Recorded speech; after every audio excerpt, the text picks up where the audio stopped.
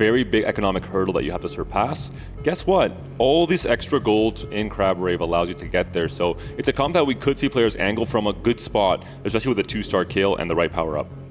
Another comp I'd love to mention is Weibo Gaming's secret weapon so far, and that has been the crew. They're the only team to actually have a positive AVP, and they've already played it 5 times throughout this tournament. It goes really well if you can hit early on 3-1 with the extra resources. Yeah, it's all about finding that Twisted Fate early and being able to scale up the cards to get more loot. And the fact is, it's the same as the Kale, right? You can hit your 1 cost early on. It kind of compounds because the crew gives you those extra rerolls and the level ups. And then if you find that Twisted Fate, it actually allows you to fully cap out. I want to kind of bring it back to the overview of these 2 teams and their runs through the tournament. We had Virtus.pro end up dropping 1 set, 2 specifically, Aegis, which was the team that just was defeated by Weibo. Ever since then, they've been able to beat every other team. Meanwhile, Weibo has had no trouble dismantling each and every team throughout. So looking at that, with Weibo being able to take down the only team that beat Virtus.pro, you have to feel like they might be coming in at an advantage.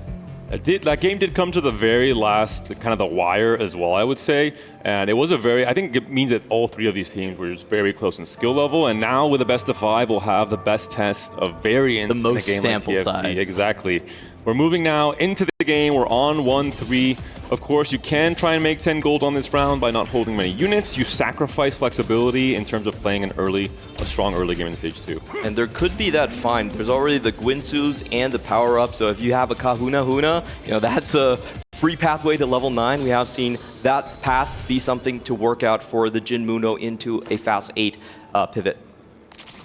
There's a max attack Kaisa for Milo here. This is immediately on 1-4. You could have it the entire game if you decide to go that route. It's another reroll that has been relatively popular. Tianglong does pick up an early GP, potentially could become that GP player. Of course, one of the key missions with this GP comp is finding that 3-star GP. We talked about the power of winning the GP mirror match, so starting with an early copy or 2 or 3, as we've seen some from teams in this tournament, that could be absolutely massive. And 4 potential Kales here. Doesn't pick it up for LBTZ, so probably not a big believer of the Kale line. Trade sector, patient study, and new contenders as the early options, but we'll just keep stock of what these teams are being able to find. It's like a treasure hunt for Kian. Very comfortable within the reroll lines. Historically, just as a player, he's been known as a reroll guy in the past in individual play, so comfort zone for him coming into this. When it comes to gold augments, I would say Treasure Hunt is definitely in the top 5 in the current meta on 2-1. So very strong early pickup for VP for Tianlong, portable forwards, and his own Treasure Hunt. There we go. Probably a return answer from LBTZ. So 1 player at least from each team. Oh, Milo as well. So 3 Treasure Hunts in total between the teams for now. And there's also that portable forward for Tianlong. Curious to see what his artifact is, because that could really open up either to a GP line that can be very strong, or other rerolls like Mundo, where it can also elevate it to the new heights. Yeah, it looks like Tianlong and LPDC both have the Gangplanks early on, and we'll see what they end up swapping to. As it is Zonya's Hourglass for Tianlong, so potentially going to be looking towards the Yumi or the Sorks line from here. A lot of strong options for this one. If he gets enough Katarinas, that's also a terrific artifact onto that one. Another common user would be the Akali line, which both of these teams are actually quite familiar with the all-out sort of game plan. You guys will hate me for this, but I think it can also be a replacement for Edge of Night on GP. To be honest, I am not even joking. They're actually all GP artifacts. If he has to be the GP player, but I think with a few Treasure Hunt players, there's definitely going to be a better option on Weibo Gaming. The Zac Master Salpimi doesn't get the protagonist, but still going to have the big blob on board to try and go for an early win streak. He's just Zac himself, Zac incarnate right here for Weibo Gaming. And he's pretty much locked into the AP Fast 8 line, so that's what we're going to be maneuvering right here. There's going to be 2 Treasure Hunt players, so you already know who the rerollers are going to be locked in for the side of pushing VP. to 5. Level to 5 on to 2. This is something you don't see very often in TFT, but when you know how much econ will be thrown into the game off of the Crab Rave, you know you're going to have a rejuice on Krugs.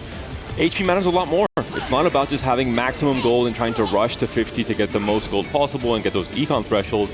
Instead, it's about preserving HP, and you do so by leveling here. But he's facing off against a 2.5 item Mundo, which will be tanking for a very long time, it looks like.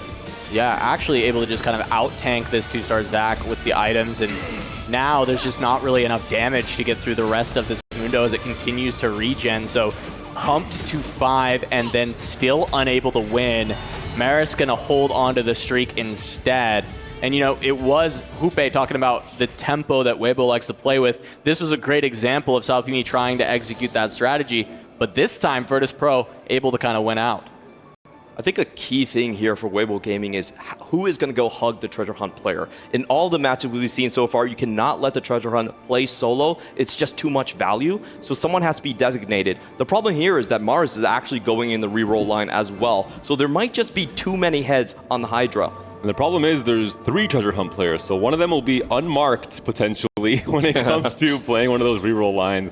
We'll see on stage 3 how each player commits with their itemization and what of the key 2 costs are designated for each team. I will say sometimes we've seen that Treasure Hunt contest completely backfire because the Treasure Hunt player is getting so many extra resources that you end up being maybe the 2-star GP versus the 3-star GP and losing the game off that. So I agree, you can't just leave it uncontested, but they have to watch and maybe leave an avenue to bail if necessary.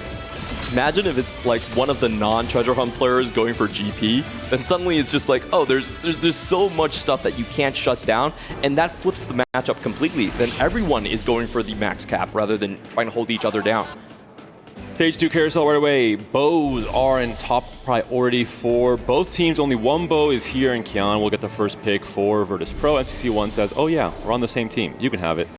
And we'll see what ends up happening with the reroll commits. We're seeing the boards on the bottom, so already some clear ideas. Kian will most likely be that Treasure Hunt GP player with the possibility of slamming either Rageblade or Kraken's Fury. And then notably their other Treasure Hunt Milo does have Katarina early for this setup. Doesn't have to stay Katarina, but when I look at the items and I look at just the board right now, I feel like that will be what Milo wants to go for. Kian full opening for the bow right here, just wants to lock into the Guinsoo's Rageblade on his side. And there are 2 Mundos in the shop. Potentially a good denial angle for him. There is kind of a shared item component stance between GP reroll and Mundo Jin, but I'm not sure if 2 Mundos there is enough to have him pivot. And if someone else from BP has a good enough spot to kind of take the mantle when it comes to GP, it can't be uncontested, of course. So we'll see what happens here as we go to NCC1, also on the 3-loss streak, runs into Salpimi, but he does have the Crystal Gambit in now from 2-5. Could actually look to go in that direction. We saw Aegis being able to use that to great effect over their entire tournament run. I don't know that we've had a VP Crystal Gambit game just yet, though, but I don't think they would shy away from it. VP actually lost one of their series in this tournament to Aegis off of Lires getting into Crystal Gambit and winning the game with 7 Crystal Gambit in the 3rd game of their series. So maybe taking a page from their opponent's book, saying, yeah, you know what, that's a pretty good idea. Let's try and play for that high roll as well. We know it's going to be reroll heavy, so champions like the Set, the Ashe, they're going to be completely open. I think that makes the Crystal Gambit line just that much stronger. And now Maris with the 4-win streak, 1 falling down as well. Yeah, Maris also looking at this Jin Mundo, so it makes sense those Mundos definitely wanting to leave them in the shop for Kian. And that means we have 3 2-cost rerollers for the side of Virtus.pro. And then outside of that, it's just going to be the 1 Crystal Gambit consideration at the very least. Maybe it's just the single cash out. Insane spot. Replication belt. Fantastic for Mundo. He wants a lot of belt items, and the 3-item Mundo 1. It's not an upgrade on the Mundo, it's just on the Jin. But all in all, a 5-win streak secured here. The team play in the last fight, so both players getting what they want. The Crystal Gambit player will be losing, getting more stacks, and we'll have Mars with a commanding lead coming to stage 3. 1 Mundo away from maybe making this one of these crazy 10-win streak angles in stage 2 and 3. Nice positioning there as well to give NCC1 just 1 kill. It's really all that you could do with that comp, but they did position precisely to make that happen while still covering for the other matchups. And this is a pivotal round here because Salpimi, all the rest of his teammates are kind of dedicated to their roles. Can Salpimi match the GP? Does he have the spot to actually do it? Is kind of the question going into this one. As we've said, any GP that has GP3 versus GP2, that former team has gone on to win the series. Saw from Qianlong there, a very interesting setup. He had the Viego with the Zhonya's with stretchy arms. I wonder if he's considering a Viego reroll. I think there is a Katarina on his bench. Not sure if he's just contesting. I believe it was Milo from VP that was playing for Katarina, or just opting to play for that Zhonya's Katarina himself. Yeah, hugging the opponent team, incredibly important here. So there's actually 5 Katarinas being held on the side of Weibo Gaming, and this could be an interesting thing if they're faked out sometime down the line. Yes, Alpimi choosing to make the Swain 2, of course, just incredibly strong unit. However, is still looking to lose with the Crystal Gambit for now. Hasn't hit the point where he does have to decide on the double down, so it's fine if he does accidentally kind of win a round over the next few here. The Viego hold here, maybe, yeah, some shenanigans happening with the rerolls and what units you're holding. The indication that it could be a Viego Zhonya's game. We haven't seen all tournament long outside of Bintum with that pocket recombobulator game that he didn't really plan for, let's be honest. We did see a Swain 2 upgrade for the Crystal Gambit player for Salpimi. Curious to see if he can play tempo Crystal Gambit and then look at an option to double down later in the game. It's a rare position to be in, but a Swain 2 could be one of those pivotal moments to try and go for it. We're seeing here the loss now from Maris, so the win streak, the 10 win streak I talked about was it's no longer the case, but look at this Viego, could be scary. Yeah, but also did you see, I believe that was Kion, perfect items for the Gangplank already with the 2-star going in on 3-1. And he is one of our treasure hunt players as well. So it looks like a very clear lobby leader being shown for stage 3 here. And Salpimi now Golden Quest on Crabbrave, it's a consideration, and it is going to be a pickup, and you are playing Crystal Gambit with a strong enough board to not bleed so much HP, maybe win a fight or two here and there. I love this spot from Salpimi, the protagonist in the series against Aegis for different reasons, but very interesting position here. That is a huge win-out angle. Golden Quest can certainly get you there, and Salpimi already starting this out with 60 gold at this point, might even be able to pump to try and defend a little bit more HP if he wants. He doesn't have to just hold out from here until the quest is completed. There are some high rolls and low rolls concerning a Golden Quest, though. If you get a Braum, you get a Gwen, you're super happy. If you get a Yone or you get a Seraphine, then suddenly your game plan is in a very precarious situation. So I don't know. I feel like in 4v4, this is actually one of those augments that can backfire pretty hard. You want to play around your 5 cost that has the artifact, but you're not allowed to sometimes. Game 1 of a best of 5, you see a bunch of your opponents having these amazing reroll spots, already hitting a lot of what they need. I think this is perfect. You might be down to just flip it on this augment and say, you know what? If I hit, I go first. If I don't, that's okay. We go next game. If there's any game to go for it, it's this one. You have Crystal Gambit, you're not committed to any comp, you haven't slammed any items, you're flexible around what you can hit, you have Crabbrave to give you econ support, despite having Ionic Spark as your first augment on 2-1, which is not necessarily the crazy hedge fund angle into Golden Quest that we've seen from some streamers when they are trying to create some content online. And already from Guan, All Out has been found, Cassante has been found, and the itemization is perfect. This is the AD Flex Whisperer from Weibo Gaming, and he's done it again. They have the most all-out games played, and we have seen this be such a strong Sork counter. You take away the Karmas from the enemy team, you're taking away the Jarvans from the pool as well, and this is a great counter to what VP likes to do. VP's best composition has been the Sork win out. The big thing I want to call out here as well is the new contenders that he's picked up. This allows any champion to become the Supreme Cell on your team, which means All Out Cassante gets to become the Supreme Cell once you get that online. I think this has to be one of the better augments for this composition to really get that All Out Cassante going, well, all out. Uh-oh, Spatula available for Salpimi, who has Crystal Gambit online now. Of course, we don't know if he's going to get a Zyra or not from his Golden Quest, but imagine if he gets a Zyra, if he finds a belt, if he can play for 7 Crystal Gambit with a Zyra 2, that would be an insane start in this series. Well, and Salpimi has been our protagonist twice in 2 games. Of course, that is just getting the perfect form, but this might be his real perfect form, is getting the 7 Crystal Gambit online. Even if he doesn't find a Zyra, I think Crystal Gambit has enough trait trees that you can fit a lot of the 5 cost online with, Braum, Sorcerer, with Swain, with the Duelist, with, actually no 5 cost Duelist, but there overall is you can fit that's everything. Very similar. Exactly, yeah.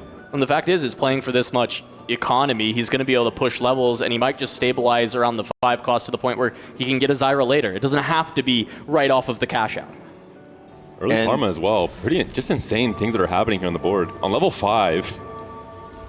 Yeah, and you can see that he can still just grief everyone. He's not going to win any of these fights and then sell them. So everyone is actually incentivized to roll a little bit later in this lobby. You want to see Salpimi just clear out his bench for the Golden Quest before you go for those deep rolls. Mars did hit an early Jinx, but did sell it. And, you know, this is one of those good Jin Mundo spots where you have the entire stage 3 to yourself.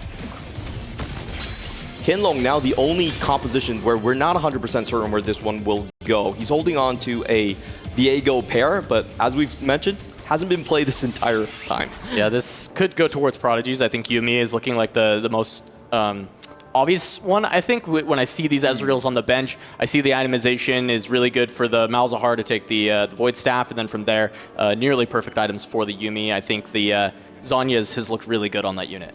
We've seen it today, even actually, in one of the earlier series, as Zhonja was insane on Yuumi, buying her time against Akali, for example, buying her time against the Karma, burst damage. Horizon Focus also found for LBTZ, which is an insane combination with Unstoppable. He hasn't found it there. He's juggling his power-ups to try and find it, potentially going to wait till stage 4 to remove some of the gold-generating ones. But all in all, some pretty crazy spots available for most of the players in this game 1. We were talking about unmirrored 2-cost rerolls, and Mars is specifically on that line. There's no one holding him down. They have to focus on Milo with the treasure hunt. They have to focus on GP. So he's been able to sneak away and just ride the wave of everyone taking the 2 costs down. He should have a very strong stage 4, stage 5. All right, well, we do need to call out this 9-loss streak for NCC1. Wondering when he'll be able to actually turn that around. We did see that he was the other Crystal Gambit player, if I remember correctly. I'll have to see if he gets a big cash out. I think this must be a double down. And for VP, NCC1 has very often been this 8 to 10 lose streak player coming into stage 4 with a gamble roll down. We'll see if it works out. He has, of course, a lot of gold to work with. He's above 50 gold. He's already rolling because he knows he can get ahead of the rest of the lobby. And he knows he'll get a gold injection of around 20 gold on PvE. So found an early Gwen, is looking for Karmas in particular. Will be playing towards the Sork line most likely, although has Kasante 2 already as well with a Sork emblem. Very interesting setup here, replacing the Kennen. Yeah, but finding the crucial Sorks of getting the Karma and the Gwen online, not finding the Jarvan. So this roll wasn't insane, but found some frontline stability and a Gwen and a Karma to stabilize. He was able to stay on 35 gold as well. So he's actually very healthy to keep on rolling. And what I'm thinking is very interesting is he's going to try to break Gwen's streak. Gwen currently on a 9-win streak. If he's holding 4 of these Kasantes here, the all-out player is going to feel very pressured.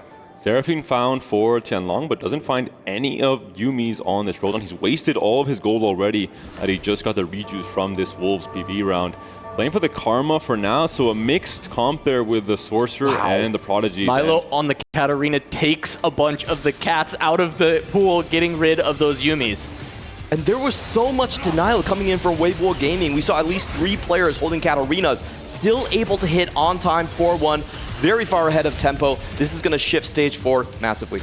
2 times today, a player tried playing Katarina. 2 times today, that player failed to 3-star the Katarina because it was target grief by the opposing team. So heads up roll down from Milo, able to get a little bit lucky with the extra rejuice and hit one of his big power spikes early. Lost to a 3-star GP, though, that I believe was LBTZ. Yeah. I thought Kian would be the most likely one to have one at this point, but no.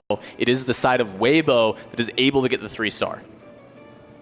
Now the question for Gwen is, can he actually get that Kasante 2 online? There's been a lot of Kasantes already taken out the pool. We've just saw 4 of them from NCC1 using it as their own front line. Maybe he has to pivot into the Volibear. And really interesting with the extra gold injection you're getting, opting to maybe go for a Darius 3 as well as a way to get a bit of a higher cap on this all-out Kasante comp. Very interesting setup here from Guan.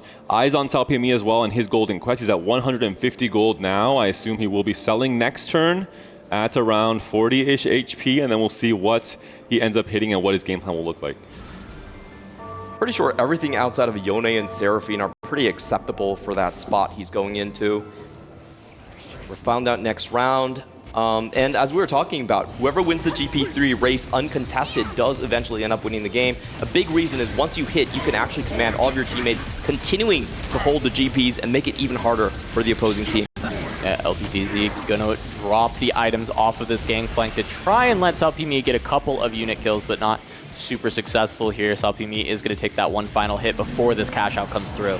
Usually you sell your board for Golden Quest, but he has such a great units already. He doesn't really want to sell most of it. He sells the Kabuko's here. We're going to see it. Lee Sin 2, which is not a great fit for this Sorcerer line he was trying to play for. Of course, the high roll would have been a Gwen 2, but we'll see how he can fit it, if he wants to fit this at all. It's flexible enough. It can just be a Juggernaut, maybe put in at 2 Jug. Just try and anchor this board. Going for Executioner for now, just to get the extra stun on board. It's pretty much the only one that fits really with the Rise that he should be putting in later. No Rise yet. We'll add in the Udyr instead, and sitting now on 40 gold. We'll see if this is going to be strong enough to try and win some of the fights, considering he has been free-falling to that Golden Quest. Just trying to be stable around the front line from the Swain and the Lee Sin. Having the Shadow Clone set up for the Karma. Pretty good items for her as well. Runs into Kian, but he's not the one who's been able to 3-star the Gangplank. And while it's a close fight and a lot of gold for Kian, not able to get there. Kian is pretty close, all things considered. He's 7 copies on the GP, so I do expect him to be able to equalize, but these couple of rounds will hurt.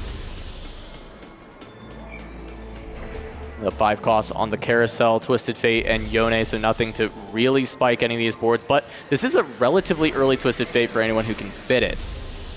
Mundo could be big for Maris. Not denied at all, actually. So getting a little bit closer to that 3-star pick of the Cloak. Tianlong maybe not aware of the mission he must have had in terms of denying that Mundo. Maybe the Cloak not really all that relevant for him. But we'll see now the HP total as we move out of this carousel. We'll get a better understanding of what these teams have to do going forward. Who is going to be that win-out player as well. LBTZ as a GP player looks very, very strong for Weibo Gaming. Salpimi did not high roll and insta-win the game, but Karma 2 is so important here to try and now go level 9. The Karma race was going to be the most pivotal because NCC1 is down on 1 life. 13 HP. If he loses by 5, he's out. And he was sitting on a Karma 1. Mundo off the Carousel does let Maris hit. Will just be a question of, is this comp strong enough, especially when the resources are so high. It feels like this has been one of the first comps to fall off a cliff. Last cannon for NCC1, which means that he's going to have a bit of a lower health Karma, which can get bursted down by the Katarina or the Yumi here.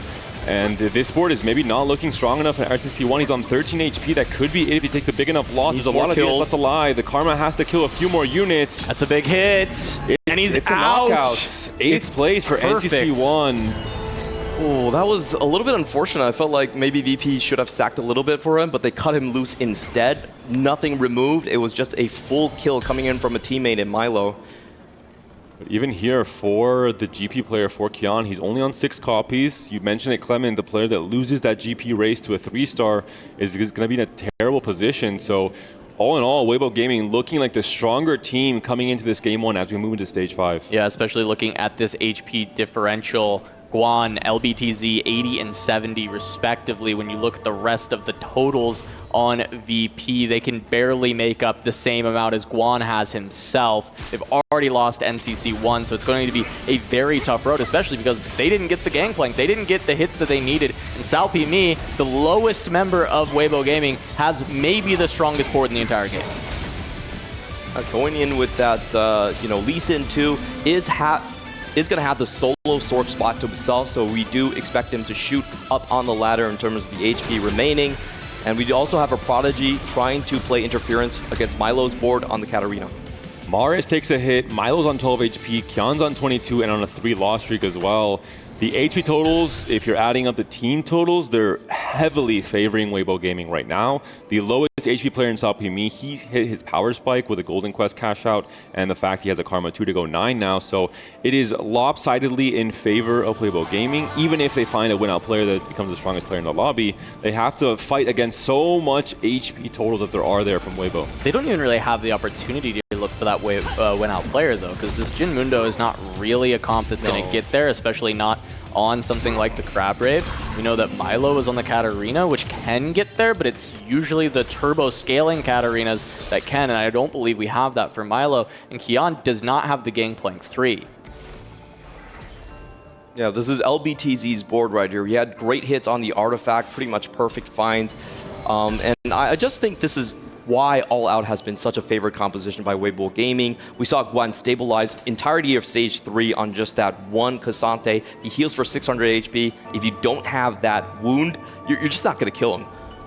It was obviously very fortunate. Early Cassante, perfect all-out hit without tailoring, perfect items on the Cassante as well, which allowed you to really take over stage 3. And most of stage 4, I mean, he's still sitting at above or around 70 HP right now. We're seeing the fight here. It just looks so powerful, but now it is going to be Milo who's on his last life, fighting tooth and nail to stay alive in this game 1. Yeah, there's going to be some team damage here from Kian versus Maris, and I think I saw a flash of Salpimi's board. I think there might be a 3-star Swain there. That's pretty crazy for a Sork board to get 3-star Swain, 2-star Lee Sin on board here. He's swimming in so much gold. Yeah, Salpimi's not going down, so it really is like onto, I think, Milo and then Kian to hit on the 3-star GP. That's pretty much the only version of our universe that they're going to come out ahead. And what went wrong here for VP? I mean, what could they have done differently in those first 2 or 3 stages to not be in this position? That's the big question, I have to imagine. The game from Salpimi was insane. I think the setup with the early Swain 2, the Crystal Gambit, into not losing too much HP, to having the comfortable cash out without even selling your board for Golden Quest, using it on Crab Rave especially, the perfect synergy between Encounter and Augment. I think it's just NCC1 just playing too low tempo. We have seen this from their previous series. There was 2 games where he was starting out 7 and 8, did manage to bounce back on the Sorks, but you know, we've kind of seen that over and over again in this tournament. That has been the main story. They want to roll down first and get lucky, but it doesn't happen every game. And I guess the sample size of 5 games, I think over the course of the tournament sample size, it's worked out for them more than not for NCC1 playing this style. So 1 game in the books, yeah, it's not going to work out every time. That's why they've lost a couple of games throughout the entire tournament, and VP should still be able to bounce back. But that is at least 1 3-star being found for Kian, and just 2 copies of Gangplank away. A power spike, but is it the power spike? Is it enough? You're still missing the GP3, and look at the HP totals. On the chopping block right now, it's a complete bottom 4 for VP to start things off. Milo is with the 1 saving grace with this Katarina 3 that he found early in stage 4 that's been fairly stable. We'll see. I mean, it's a team matchup here against Maris. Kian is a real player we have to watch out for. If he goes down here, it's going to be almost impossible with how strong Salpimi looks for Weibo Gaming. Oh, and he faces the GP3 early. The GP mirror has been the decider in all of our games today, and it looks like it is going to go in the way of Weibo. It's, I think, an impossible comeback at this point in time. Both players from VP are on their last life. They cannot trade any more HP the next time they face each other. There's too big of an HP buffer from Weibo Gaming. I think it is mathematically impossible at this point in time, or 99% so, in terms of how matchmaking will work in TFT. So, as you mentioned, Clement, I think NCC1, too low tempo, couldn't find any key upgrades to preserve HP in stage 2 and 3. The roll down was not ideal for the Sork board as well. He really just was not able to stabilize in time in stage 4. Yeah, and this is something that we have seen from a lot of different games over and over again. It's like when you have a pattern, the enemy team will pick up on it. They will try to abuse it. They will try to find ways to play around it. And I think Weibo Gaming did a great job here. They were holding on to all of the treasure hunts, making sure they weren't running away. They had a Prodigy player for a while just to make sure the Katarina didn't go too far. Even though Milo was able to hit, the rest of the team fell behind. And like I said again, I actually think the Jim Muto line is oftentimes a trap. It just doesn't cap high enough unless you're going for the 4-5 costs. It really only works out as being the bruiser for your team, right? It's like you deal a lot of damage, you hold a lot of health if you can hit the Mundo early, especially stable on Mundo 2. But I agree with you, it completely falls off, and I think when on a high resource portal like the Crab Rave, you end up in this spot where this comp is just not good enough, and instead, you know, we have this all-out Cassante for Guan that he was able to play that bruiser role, and I think still probably scale a little better. Maris looks like he's winning this fight, staying alive, but Milo goes is down. down. 3 players from Virtus.pro have been taken down in the bottom 4. A dominant Game 1 win for Weibo Gaming to start this Grand Finals off. They pick up exactly where they left off against Aegis. Complete blowout for Weibo. something that we saw VP do against a bunch of other people in the past, but I heckin' love TFT too, and I'm glad that we're going to get a lot more of it with this best of 5. No Crab Brave even spotted. There was no massive rejuice in the end even necessary. Weibo Gaming just run VP out the building with a tempo game plan right here. I think, you know, there was a lot of good finds coming from them. The GP3 being hit early out. The all out from Guan, I think, was a difference maker, really flipping the tempo for his team in stage 3. The biggest difference maker for me, I think, is always the brave player who forges his own path. In this case, Salpimi finds his own win condition with a golden quest, and he dictates the tempo of the lobby in stage 4 and 5. Another protagonist role for this player for Weibo Gaming in this very first game of the series. I mean, he's been an absolute force for this team. We expect to see even more out of him as we go forward, but we're going to send this over to the analyst desk to break down game 1 before we continue with our grand finals. Weibo continuing on the hot streak here against Virtus.pro, showing us exactly why we thought they are the giants coming into this matchup. This is the first time that the casters maybe get a series right. Well, hold your horses. It's only, it's only game match, 1, yeah. But yes. It's only game 1, but dominating fashion from Weibo Gaming in the end. I think we saw a lot more risks being taken by Weibo Gaming. We did mention at the start that this is a best of 5 grand final, so I think the risk being taken, we saw the Golden Quest, we saw Crystal Gambit as well, and overall a great performance by Weibo Gaming. Yeah, also the treasure hunt into GP, and then they have to play also GP to contest, but you're playing from behind. So from start to finish, this was Weibo Gaming's game. They tried to play the Katarina just to try to contest Virtus.pro, that was good. Also playing the Jin Mundo, but you're playing 2 tier B comps just to help yourself take 2 costs out of the pool, and then you just against Exodia boards from the rest. Yeah, dominant performance from Weibo, but I think for VP as well, this is their opportunity to learn a little bit from their mistakes and go back to that drawing board. It doesn't feel like they've necessarily truly been tested and pushed to their limits, so this is a good learning opportunity for them. And on top of that, they have already played in that lower bracket, so mentally they know what it's like to have to and to be able to bounce back. Yeah, I think like Hupe said, I think when you're playing these compositions like Jin Mundo, we know that these are not win-out compositions, and we think that as the meta has developed, we're looking for more, you know, fast level 8, fast level 9, you know, going for these 5 costs that are so powerful, like the Gwen with the Sorcerers, like the Prodigies in the end as well. But overall in this game, I think Treasure Hunt obviously played a huge part. 2 people in Virtus.pro in the end taking Treasure Hunt. As you mentioned, 1 going for GP, 1 going for Katarina. I think sometimes it might be difficult to take 2 Treasure Hunts in the same team, which might be a little bit of a difficult position to be in. Outside of Gangplank, as you mentioned, I think Katarina and Jin Mundo is just not going to peak as high with Treasure Hunt. Yeah, and just in case they had the counter, they had the all-out Casante fully enabled since the start of the game, and Salpimi was just too strong in the end. Playing the swords, gaining the Golden Quest, gaining the Lee Sin, that is normally not a unit that you want in this composition, but he had items to give it. So in the end, he just tempoed it out. Tempo vibes is what I feel right now for Weibo Gaming. He was also able to get the +1 as well, so he can just basically fit the Lee Sin in for free. Yeah. You know, he doesn't need to fit anything else in. He can fit in another unit if he wants to, but Lee Sin is definitely going to help out. As I mentioned, I think very high risk because that could have easily backfired. You know, Golden Quest with Crystal Gambit can definitely backfire, especially in a grand final when you know the power that Virtus.pro has been bringing out for so long as well. But I think you rightly called out the all-out Casante from Guan in game number 1 as well. Even go for Darius 3, playing for the more Supreme Cells version, as we see as well. Of course, GP on top as always. But yeah, 1, 2, 3, 4,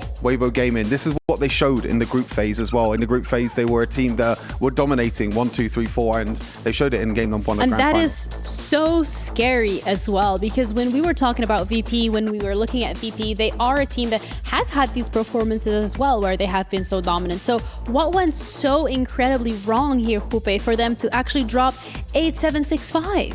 I mean, clean play, of course, the augment is the main thing that we're talking about, Golden Quest at the end, but just not finding the right angle to push it. And then when you go into the mod, you're actually not fighting it out. So, for example, if they were going for that Mundo and the Katarina 3 actually was very early into the game, but yes, they never could gain tempo. It was Tianlong and Guan all over the place with a high HP, but there's one hope, because Virtus.pro are the bears, and we already heard that the bears like to struggle. So struggle in the beginning, then they can hibernate maybe, Come back. this break, have a possibility here, and then come back. That's what I'm looking for. I absolutely love the energy and the vibe that you're giving right now on the desk. You are so excited. You are so locked in. And I do hope that you're right. Because it would be such a shame if this was a finals that we see go 3-0. No, I think that Virtus.pro will definitely come back. I think they've learned from their mistakes already from previous series. Of course, they lost that first series, right at the start of the tournament, and they've been working their way through the lower bracket ever since. But I think for Virtus.pro, I think you have to go back to the drawing board. I think we want to kind of scrap the Jin Mundo, I think, in the end. Yeah, Double sure. treasure hunt is good, in my opinion, but you're playing 3 reroll compositions, and then your all-out, your win-out composition is all-out Casante, which normally isn't really that win-out composition like sorcerers and prodigies that we've seen. Yeah, they're taking risks in the roll down and actually hitting in good tempo, but they're not taking risks in Crystal Gambit, you mentioned, in maybe an augment that gives you that possibility of high in the variance, but also giving you the win out spot. But I mean, we have to give it to Weibo. It's not about mistakes from Virtus.pro, it's just clean, elegant play right now from Weibo Gaming.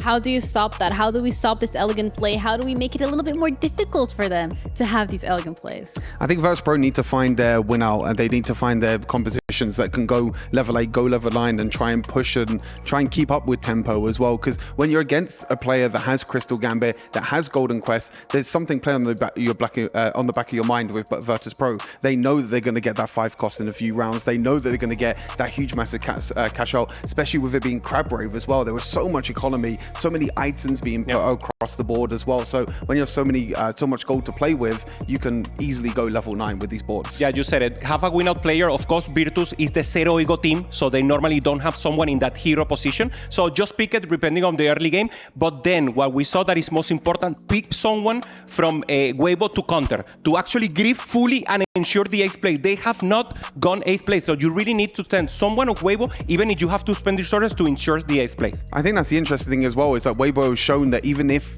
they do have, if the enemy do have a win-out player like Aegis that we saw in the previous series, Weibo can grief and Weibo could be able to take them down. Yeah, but Virtus.pro needs to stand up to this challenge. Their toughest one yet. It's the first match of the best of 5 already decided in favor of Weibo, but VP are now in the perfect position and seat to be able to bring this back if they do manage to lock in. Match number 2 of the grand finals is going to be coming up after the break.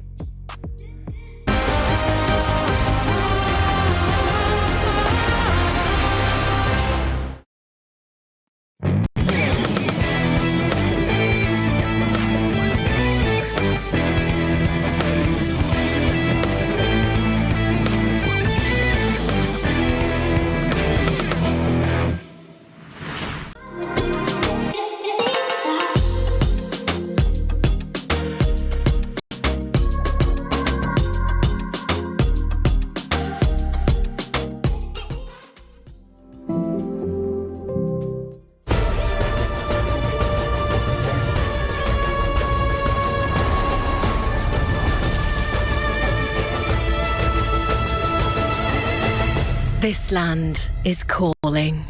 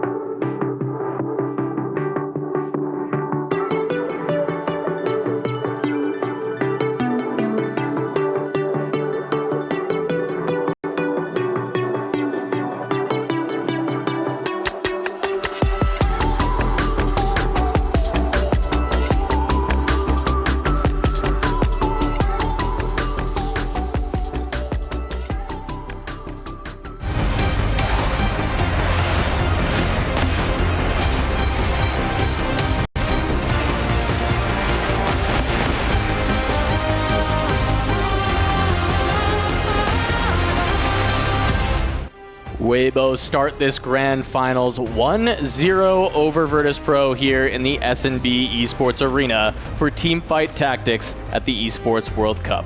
Casanova joined by Panda and Clement heading into game number 2.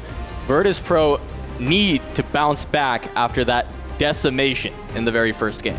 We had so much build-up, so much hype, and it ended up being the fastest game of the tournament. Done before we even saw the crab rave right here. Me and Panda have been talking a lot. I think if VP were playing a triple reroll strategy, they need to queue in NCC1. He can't be taking that much damage. I think across the entirety of today, NCC1 has been on that lower end coming into stage 4, and they paid the price very, very often as well. We are going to be jumping in yet another crab setup, this time Scuttle Crab, not the Crab Rave. So you don't have to worry about the deadly one at the end of the game, the monster at the end of the book, if you will, but we still are getting a lot of extra loot. Well, the last game finished so quickly we didn't have to worry about the Crab Rave either. It was essentially just Scuttle Puddle, basically. So I mean, yeah, let's hope for a closer matchup in this game, too. Let's see what lessons VP might have learned. They have been the giant killers. They know what it feels like to face against a team that has their game plan set up, and they have to now bounce back and adapt in this 5-game series. Diamonds don't form without pressure and adversity. So maybe it is like what Hupe-san has told us. They like to put themselves in the underfoot, maybe on the back foot, maybe. The underfoot this is not the back foot. Never mind. Yeah, I think Keon is pretty comfortable with this starting setup here. You know, we talked about how he likes to reroll. Well, here's a couple of gangplanks to kick things off. Now, he was gangplank in the previous game.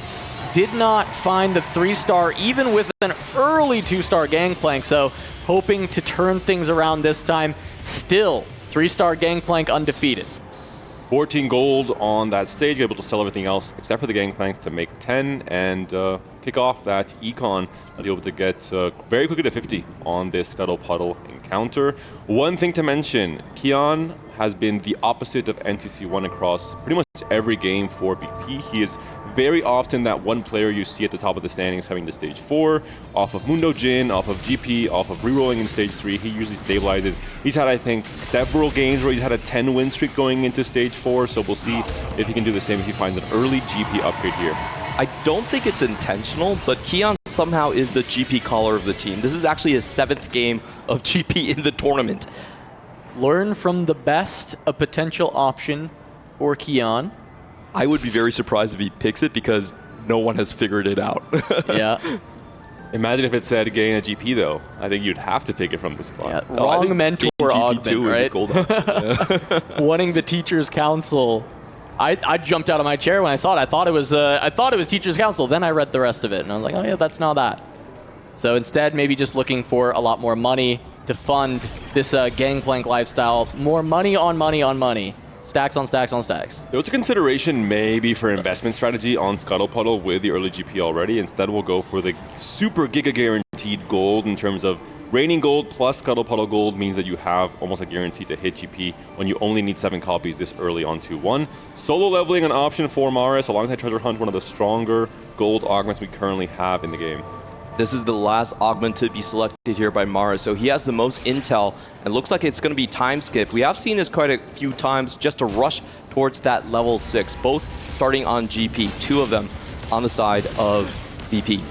One quick mention, we talked about forging your own path, finding your own win condition. 2 players from Weibo Gaming on Portable Forge. We're seeing here one, Salpi Mi on Manazane with a guard break or striker fill already slammed, and Tiang Long is the other Portable Forge player that can really hit some of those strong artifacts for things like the Gwen, the GP, the Karma. And Manazane being just kind of the most flexible one, but also just one of the most powerful for setting up that late game. It's also just so strong in the early stages of the game to help you win streak, and win streak into Sorks has been one of the most disgusting things that we get to see in this tournament. It seems like Guan here is just going to be committing himself to the new contenders into the Supreme Cell line. Just gives him a copy of Kennen, most critically, to fill out his board here. I don't think it's considered a particularly strong augment in most cases, plays, but it does kind of give you a good direction. He had a great game with All Out last game as well. It may not be strong in most cases, but it complements All Out so much because it's already the comp that you were wanting to play, right? You're already playing these Supreme Cells,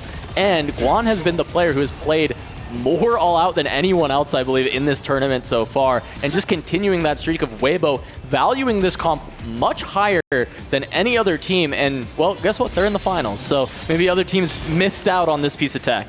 It might not be the strongest augment in the meta, but if you're picking it twice in a row in the grand finals with so much at stake in this 4v4 TFT tournament, I'm sure he thinks it's very, very strong for his current spot. Salpimi, once again playing for that AP line. Could be Sorcerers, could still be, of course, the Prodigy line. He hasn't committed with slamming something like a Rabadons for Prodigies or a Shojin for the Karma, so it's still open to both of those AP lines. Yeah, probably won't be a Shojin due to the mana Zane, so it's still, as you said, could be either way. That extra tier, we'll see if that ends up being an Archangels or a Void Staff, which would likely lead towards the Prodigy line.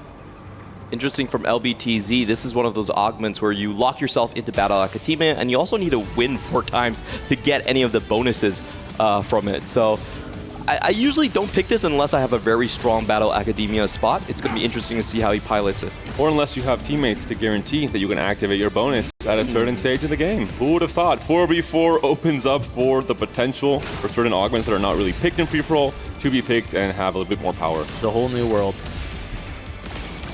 And that really leaves Tianlong on the side of the Weibo gaming team to match the GPs. Nobody wants to play solo GP, and the other 3 compositions have actually locked themselves in just based on augments. So does Tianlong have the spot? Can he find the GPs to move on? Or are Weibo Gaming going to pull off their specialty, which is playing without GP? Yeah, just ignoring Gangplank. They already have the counter comp with the all-out Cassante going towards Guan. And they've done this multiple times before, even beating 3-star Gangplanks with the all-out Cassante later on into the game, as we see Tianlong having what looks to be a Shojin, so that's certainly not going to want to be towards the Gangplank. This is such a risky move to pull in the grand finals. As we said before, at least today, no one has been able to escape the GP3 curse. Whoever gets that first, uncontested, wins the game. So is this going to be enough? They have to have a lot of tempo to make sure that GP just doesn't run away with the stage 3 and is able to farm up too much gold. Lars does finally sell out the GP, understanding that Kian from his team is the player playing for that GP reroll angle. Already has 2 GPs as well, so wants to try and populate the pool with more GPs. Maybe can find that high roll GP2 still in this stage 2. Looks like instead Mars maybe wanting to go towards the Sorcerer line. I mean, of course, using that for right now after finding the Swain, but also when we look at the items that he has available, definitely leans towards the Sorcerers, having that Jeweled Gauntlet ready to slam. And it's going to be interesting to see how the rest of the VP players end up. We do have NCC1, I think, listening in on our prayers, going towards a 100 streak in Stage 2. This is exactly what they need when they have most of the re-rollers, and I believe that's a Katarina 2 on the bench. Yeah, trying to potentially grief the Battle Academia player from Weibo Gaming. We also see a Thornmill pickup here for Milo with a Bramble Vest on the Malphite for now. Curious if that can become a crew reroll, which we've seen popularized by only a few teams this tournament. Yeah, taking stock of the streaks, NCC1 lost streaking the first 3 games that Virtus.pro played today, this time on a 4 streak headed towards Krugs. On the other side, Maris having the full loss streak for Virtus.pro at the bottom of the tables. And we talked about the difference maker with these Fast 8 AP lines. The moment a player can go into this Fast 8 strategy while being at above 60 HP coming to Stage 4, this is one of the huge difference makers that we've seen again and again be what tips the favor, or tips the scale in favor of one of the 2 teams in this 4v4 format. Perfect fight RNG coming for VP. They preserve both their win streak and loss streak going up against each other. On the other hand, it is much more fragmented for the side of Weibo Gaming, not really getting a lot of money. It's down to LBTZ to see if they can match, at least on the bottom side of the standings. Yeah, really nice for VP. Milo able to actually just complete a 4 streak after the first round taking a loss. So a very good Stage 2 out of Virtus.pro, and we'll see if they can continue to convert from there, as we've got the crew, looks like, for Milo. Yeah, locked in here with the the rolls coming in, and just a good spot to play it from, right? You have the extra item for the Malphite to scale with. You have already 4 Malphites and 5 Sivers. You're in a encounter that gives you a lot of extra gold, which you can transfer not just to hit your 3 stars, but because hitting your 3 stars with the crew means getting more power in terms of XP, in terms of ship damage once you have the 3 and the 4 different 3 stars on your team. So I like the setup here from Milo, taking a page out of Salpimi's book that he played earlier today. Extra resources allows you to find those crew members a lot faster and just start getting those free rerolls every single round. That's why it's very commonly seen in those Crab Rave encounters. We'll see how many copies he can hit in this big roll down. Yeah, usually you're going to want to see the 3-1 3 stars, especially on Crab Rave. So if he misses that, I would say he's a little bit behind curve. And currently, these rolls are not exactly cooperating. We did see some hits in the Gnar 3 almost coming out, but that's the least important. You really just need the crew to start activating that trait, because the trait really doesn't do much until you actually get a 3-star online. One thing I will mention in contrast, Salpimi rolled down to 10 gold when we saw him playing the crew from this spot. And one more thing is, most players are realistic and they say, hey, I'm probably not hitting Ziggs because of the 3 cost. It can be target grief so easily in stage 4. Salpimi completely gave up on the Ziggs as a 3-star just played the crew for tempo in stage 3 to preserve HP. We'll see if Milo does the same or if he opts to hold these Ziggs as well and try and play for the full cap. We have actually seen the crew be a win-out composition on the side of Weibo Gaming. Personally, I don't like rolling too deep on the crew. I think it's correct to hold large amounts of gold. If you think about the way the trait structure actually works, you want to hit 2 of the crew 3-star at the same round. That way you actually get the extra gold. So if you're not close, hold on to your gold, keep on. Insane spot for Maris. Had a chance for the Kingslayer while being lowest HP. I think rolled past it in the end.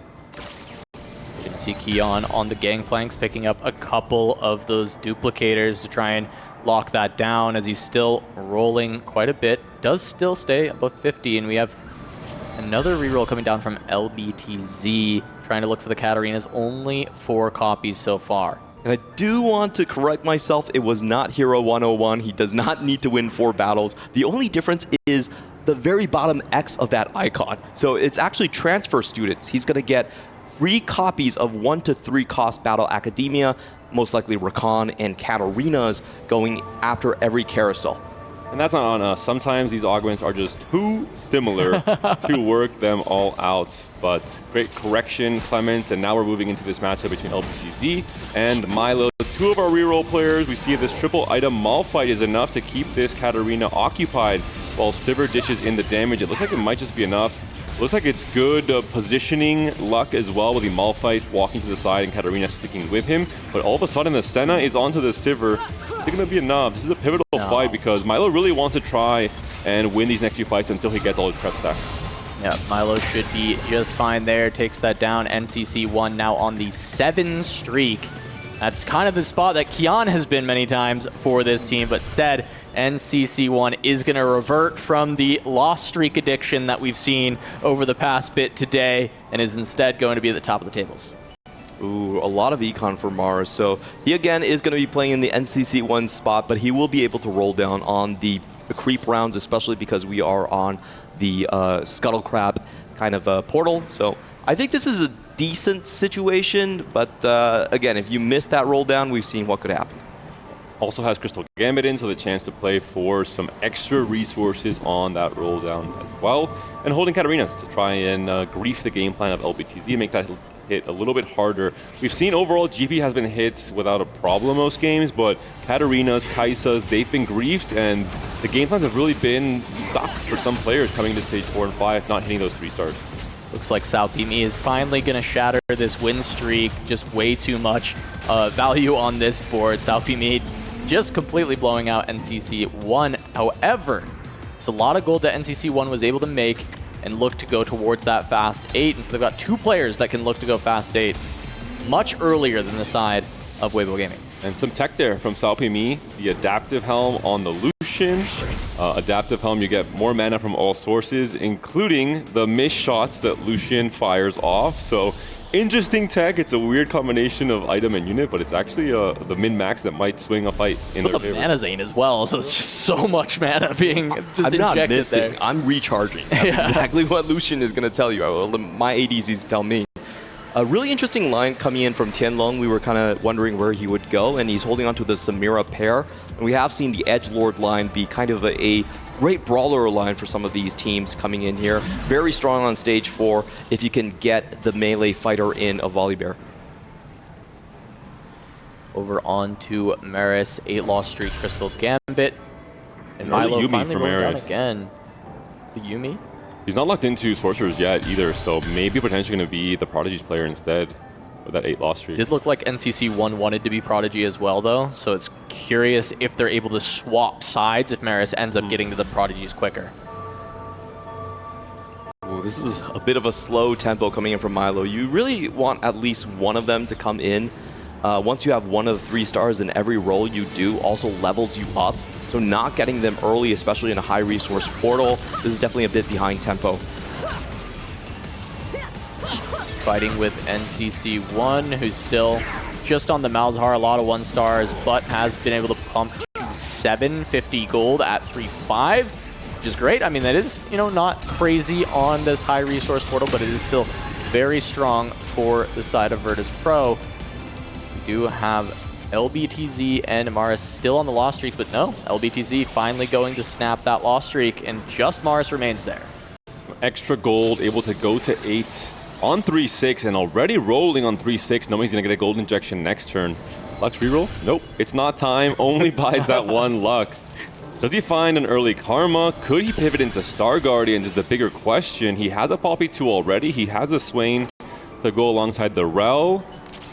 It's an interesting idea at the very least, but you do leave the door wide open. There's a Jinx as well. The Xayah. No, sells a Jinx. Okay, we're done. Yeah, I think it's just a 1-round stabilization. I expect him to just sell the Poppy later on here.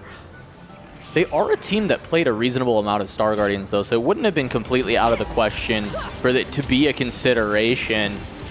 And especially being no Karmas, and you have the pair of Aries, if you could at least just go RE2 and then go towards those Star Guardians, it'd be at least a reasonable shout.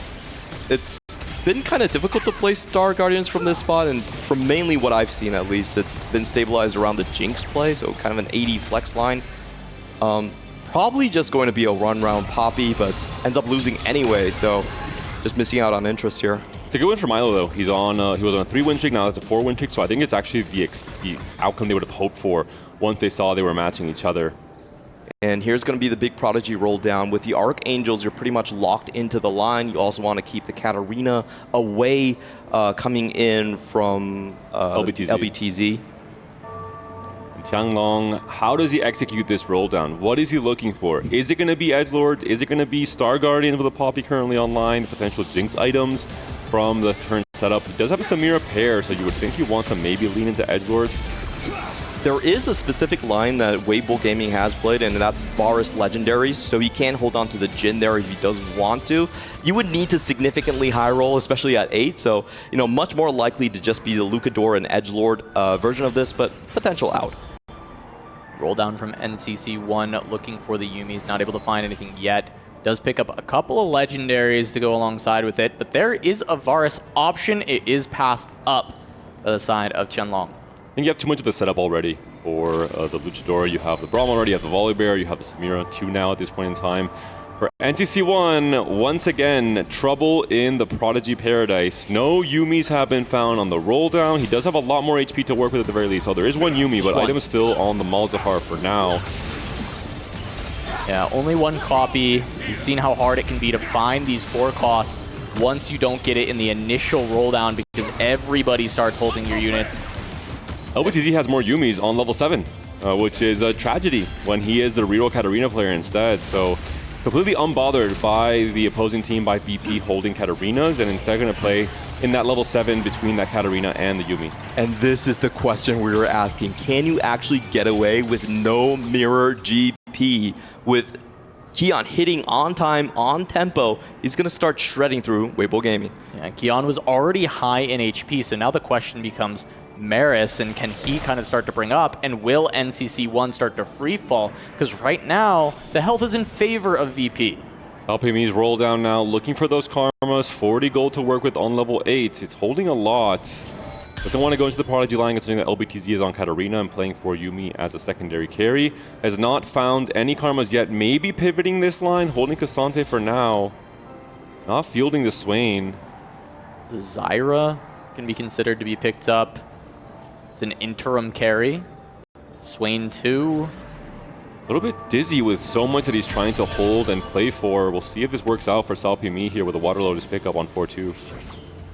Has a really beautiful trait web, but unfortunately not being able to swap out fast enough. Is going to have his items still stuck onto the Garen. And in the other hand, Maris already with the full 2-star. So the Sork battle going in the way of VP. He's going to be shooting up the standings. That was the big question we had for VP, right? Is can Maris actually slingshot back in the NCC1 position of full loss streak all the way down to the bottom, down to 28 HP?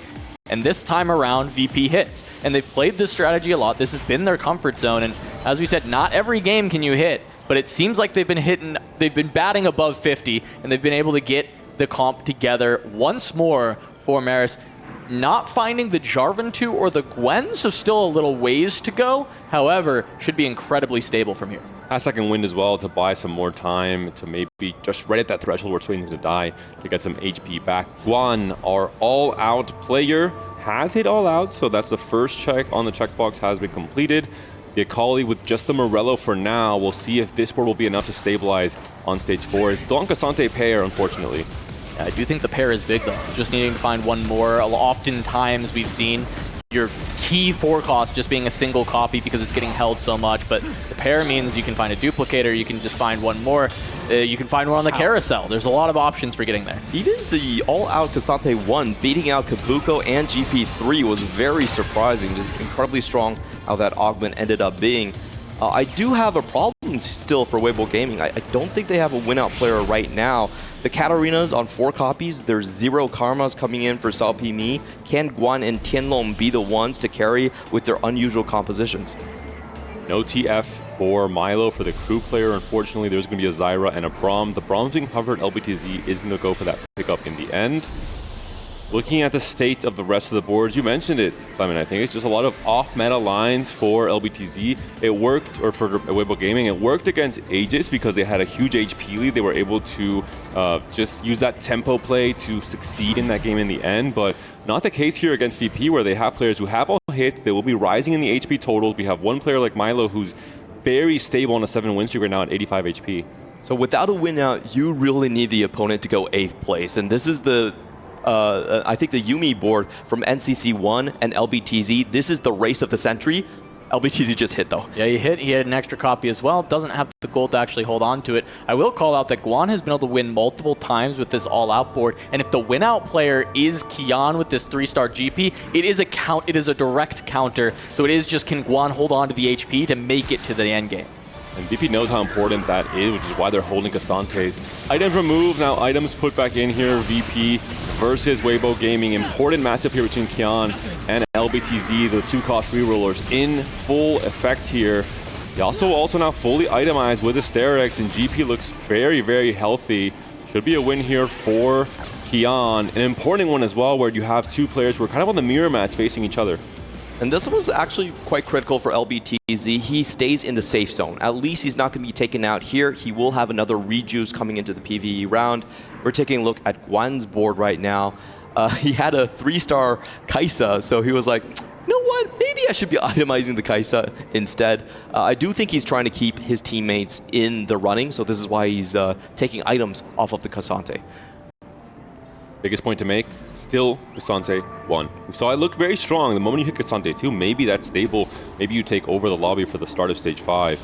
But for now, facing off against a teammate, we're getting a first look at this Samira, Volibear, Braum board with Mogul's Mail with little buddies as well. An interesting setup, very flex TFT, Bintum-esque here from Tianlong. And it looks like it's going to be strong enough for now. Samira doing a lot of damage with the Shadow Clone especially. This comp is actually kind of crazy. He hit hard when it comes to frontline. Poppy 2, Braum 2 hits the Samira upgrade, and he has a ways to go because he can still find the Volibear upgrade. Plus, I think he can just start pushing levels because he should be incredibly stable from here. There is actually a real chance he can win out with that comp. Give up on Katarina, you suddenly go into Jace, reroll off of that not really being contested or held by Virtus.pro. And this could be the cap that LBTZ was looking for, the duo carry. Both Yumis have been found on either side though, so the traditional setup on the right, the level 8 comp for NCC1, and the level 7 reroll variant for LBTZ. Whoever gets 8th, that could dictate the pace of this stage 5 for the rest of the teams. The problem is NCC1 is on this 1-star Leona, not having that front line stabilized, not having the pair to really have even a hope for the hit. Gonna try to maybe roll this last bit of gold, but trying to escape back-to-back 8s, one from loss streak and one from win streak. Leona pair, just one copy off the potential stability, holding Kasante to deny Guan as well. Does he find the upgrade to his main tank? If not, if he faces off against any of the stronger players in this lobby, that could be the end of the road for NCC1, who had a huge win streak, 7 win streak, I believe, in stage 3. We thought he wouldn't be going 8th, but it could be a repeat of game 1, unfortunately, for the player from Virtus.pro. A lot to be asked for from his board. He doesn't have Shred right here, and Salpimi is running Leona too. It's going to be the 2 BA boards against each other. It's the exact matchup versus LBTZ, and it's going to be a battle of the Yumis, but the frontline diff is just massive. I think it's going to be far too much. The fight not even looking close, and it looks like that will be NCC1 taking the 8th for the 2nd game in the row. Tragic 8th place for Virtus.pro. Once again, a lot is asked of the 3 other teammates to try and salvage this game number 2. Flex play as well, where they're seeing there from Tianlong, just barely able to get the win. Tianlong also has Glass Cannon with the Samiras and the Volibear that has kind of free-flowing placements on the board in terms of his jump with Edgelord. So really interesting setup from Tianlong. Saving Grace is the HP heavily in favor of Virtus.pro at the top of the Braum table. 2. We do have the Braum 2. We also did just see a Jarvan hit on the bench, and now a Kasante hit for Salpimi. So potentially denying that from Guan, but also maybe recognizing that he is the one who's supposed to start winning. Such a cool fake out from Salpimi. He hits a Leona too and says, you know what? I'm going to target NCC1. You thought I was Sorks? No. I'm going to target your 8th place player and make sure we get the placement diff. And this is because LBTZ had already hit his Yuumi and had already hit his Leona, so he was okay to pivot into his own teammate's comp. This is because you were, using the Jace also as a way to have power on your board. A big win here from Salpimi against Guan. 2 teammates facing each other. The bigger question is, does Maris stay healthy? Do Milo and Kian stay on the top of the HP totals? Kian's looking strong now, 4 win streak. Yep, Mara's able to find a win. I think the big thing is taking those Kasantes from Guan. It seems like they're willing to sacrifice him. The question is, do they need Guan to deal with Kian, or can some of these other compositions actually still deal with the 3-star Gangplank? Even Guan being in the running makes positioning more awkward because your colleague can jump onto your corner hexes, so it might make the positioning better for other matchups against the Weibo gaming team. This is a critical one coming in here. Maris, I think he's stabilized already on the Sork board, had a lot of gold to work with, but the bottom is going to determine how the top plays out. The crew taking a look at how many hits. That is a Ziggs 3. So multiple win-out conditions met on the side of VP. GP3, the crew online. It seems like they are on cruise control. Yep, Isaac Cast could be huge. If it comes out, it doesn't. She's killed off just in time. Even Boulevard out here helping. The Bear from VP on the board for Milo as well, securing his HP lead in the standings. Even things out, sending one member of Weibo 7th. The Weibo does win that first round, right? NCC1 going 8th, Guan going 7th. However, Salpimi, it looks like just falling down to a single life. The Kasante Guan was looking for shows up now on the carousel. Right when he gets taken down, unfortunately. The Gwen pickup by LBTZ, making sure that Gwen isn't picked up by any of the Sorcerer players. Going to try and make the best use of that IE onto the Jace 3 that he found earlier. So great pickup there from LBTZ. The problem with punching down and contesting NCC1 is they now don't have a win-out player. We were playing Edgelord Volibear, we're playing Jace 3 and Battle Academia. I just think that there's free reign from VP at the top of the standings right now. It's impossible for them to beat the GP3 or to just even take out what we see from the crew. Even the Volibear pickup from the crew player makes it so that you can't really go for a cheeky, out of nowhere Volibear 3, a very uncontested 4 cost usually. So VP on top of everything in this game number 2, trying to tie the series, trying to make a comeback. Well, BTZ has been on a win streak, but now runs into the true test. Kian with the 3-star Gangplank. we're going to take a look at Long facing off against Sao Pi. Let's get a closer look at the Samira board, see how much damage and how much pressure it can do, because it feels like it is suffocating towards Sao Pi when there's not enough damage on that Yuumi. Wrong One corner. more cast, and it's not quite enough. Sao Pi goes down in 6th. So that is going to be the second trade-off lost, and the question is, can they take down LBTZ? Because he just lost and is down to a single life. Virtus.pro could still send Weibo Gaming a 5th, 6th, and 7th. And 2 rounds have to pass before LBTZ is safe. Maris at 17 should be 2 lives while still being on stage 5 here. So the game could end right here and now if LBTZ is taken down. He pivoted his Katarina game plan into a Jace game plan. He found the Yuumi 2. He sent NCC1 8th. He did a lot of work, but is it going to be enough if he also goes out in the bottom 4? Doesn't seem like it's going to be enough for me. The 3 meta boards, and metas are metas for a reason, I have to say. As Maris taking a look, Karma with the artifact there already, 2 stars, and the Gwen. This is just probably too much for LBTZ to deal with. Gwen has exploded. Swain's buying time, but is it enough? There's a lot of damage on that left hand between the Jace and the Yuumi. Here come the Sword Crocs. Here come the Sword Crocs. One more cast, but the Yuumi gets there. LBTZ will live for one more fight at least. Maris going to drop incredibly low. Incredibly close fight right there. Just the Gwen not being able to hit the 3rd cast. There's no Shen 3 from Milo still actually at the crew, so he has a Ziggs 3 before the Shen 3. Weirdly enough, he's still stuck, rolling for all 4 of his 3 stars. Long taking the loss means that there's still a lot of trouble for Weibo. Either of them dropping out now will just immediately end the game. It could be down to matchmaking. If they two fight each other, then it's pretty much GG with their HP totals at this point. I'm looking at what could possibly be added to this board. There are still some open slots on Lee Sin. If he hits the 2, that's probably the best he can hope for. I wonder if Maris should have... actually, no, he couldn't have lost the PV round here, actually. So it would be difficult. But maybe if he was weak enough, he could sacrifice himself. I'm not sure if they think that Maris might be the win-out player as a Sork player. I think they can also sack for Maris because they just have to send one of these Weibo players out of the game, and it's just over. I mean, just to make sure that Tianlong and LBTZ face each other earlier, considering that they faced each other 2 rounds ago, where it would be a guaranteed win at that point. Very confident in their play. Nothing is being removed right here. It probably is going to be one of the Weibo Gaming players, and it is going to be LBTZ. Here they go. Milo trying to take him out. It's going to be the crew dealing enough damage. But on the other side, Maris against Tianlong.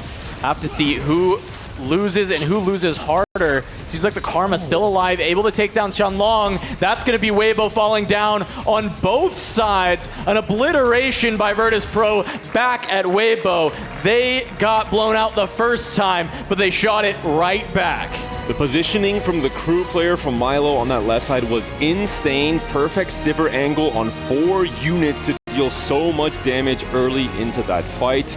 Great comeback. NCC1, despite going 8th, he did a great job in the early game to preserve HP, to knock down the HP totals of Weibo Gaming in the process. I like Weibo Gaming's idea. This same game plan they executed against Aegis and it worked out. Here, they just didn't have a cap high enough. Their gas kind of came short at the very end of the game. Yeah, they spent a lot of effort trying to make someone go 8th place. There was 2 Battle Academia players on Weibo Gaming's themselves. They did get the job done in sending NCC1 out, but there wasn't anything left. The GP was completely uncontested. They actually self-contested onto Cassante, so the anti-GP tech didn't work out either. The problem is when they did this against Aegis, they were able to just push even harder with tempo across the board. But you look at the side of Virtus.pro, and they have these 2 big rerollers, Kian and Milo, having just infinite amount of HP at the end. The idea was to target grief, not just 1 player, but 2. But we'll hear a more in-depth breakdown from our analyst desk as they break down this tying game in the series. Virtus ties things up 1-1 right now in the finals against Weibo.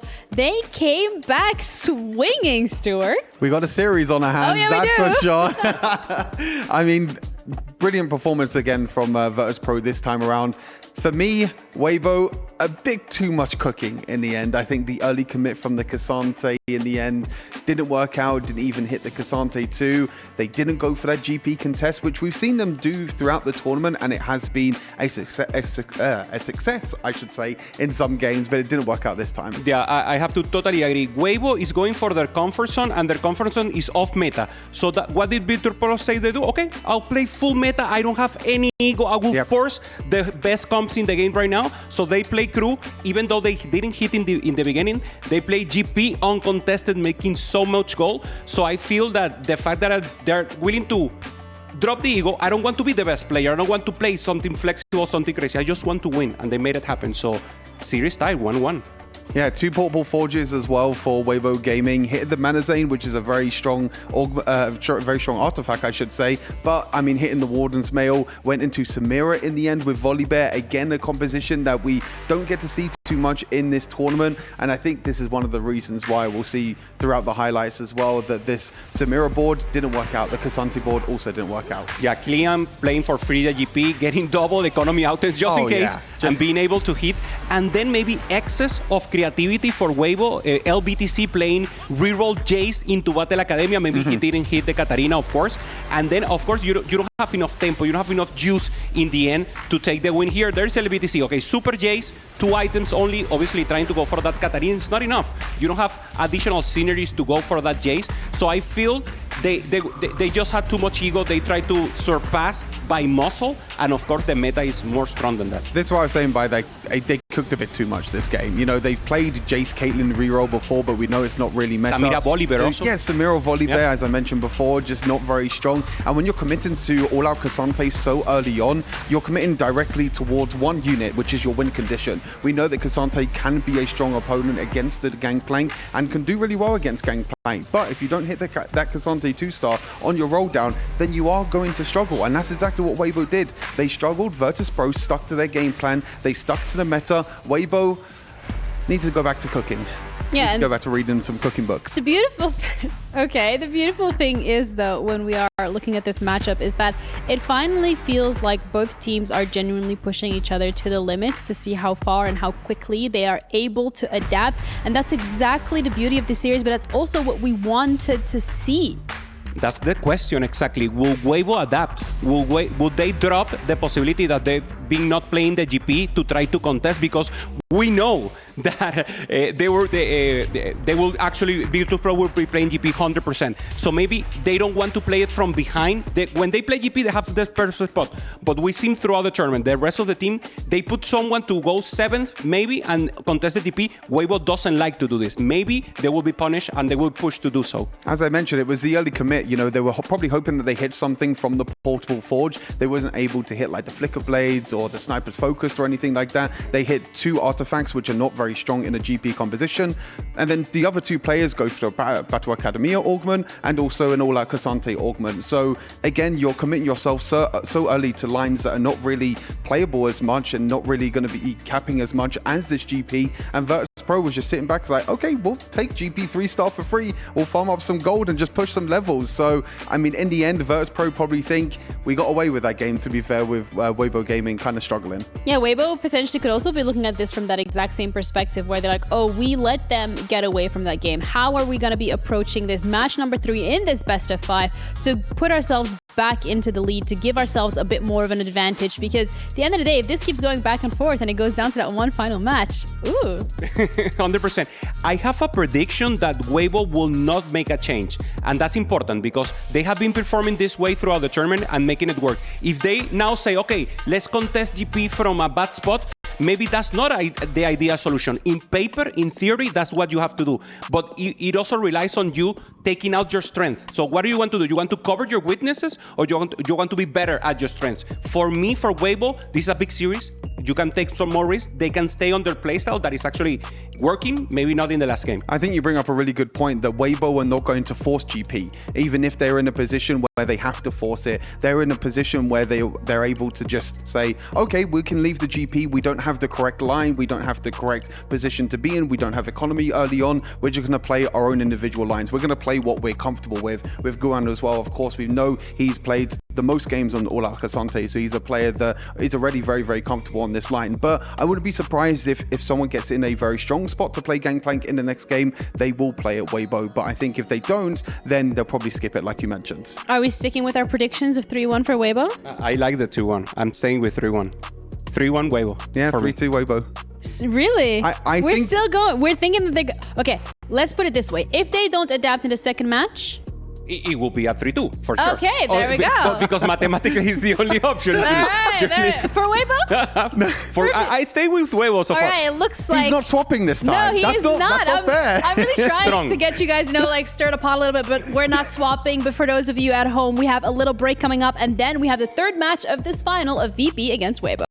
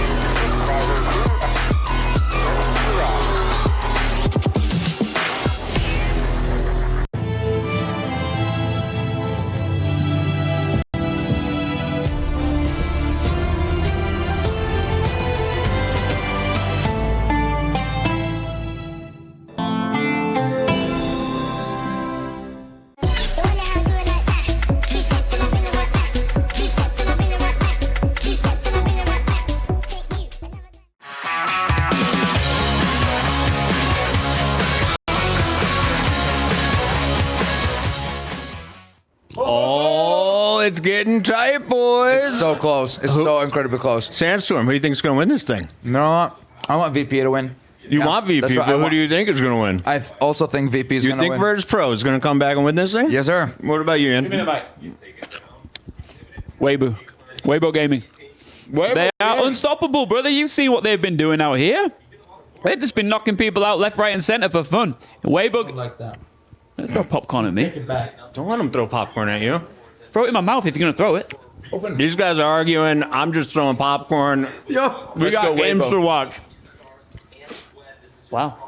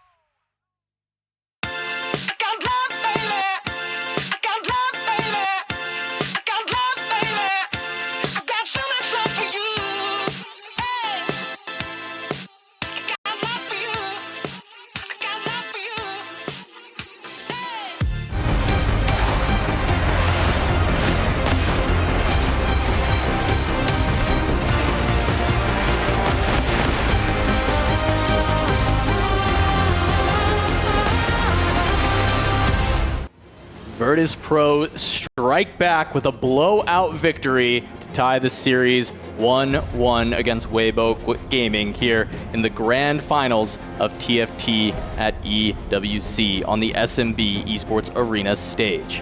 Casanova with Panda and Clement on the call, and we're jumping into our next game. Game number 3. We've reset to a best of 3 in our best of 5 here with a 1-1 tied up. Who do you think is going to be able to bring this home?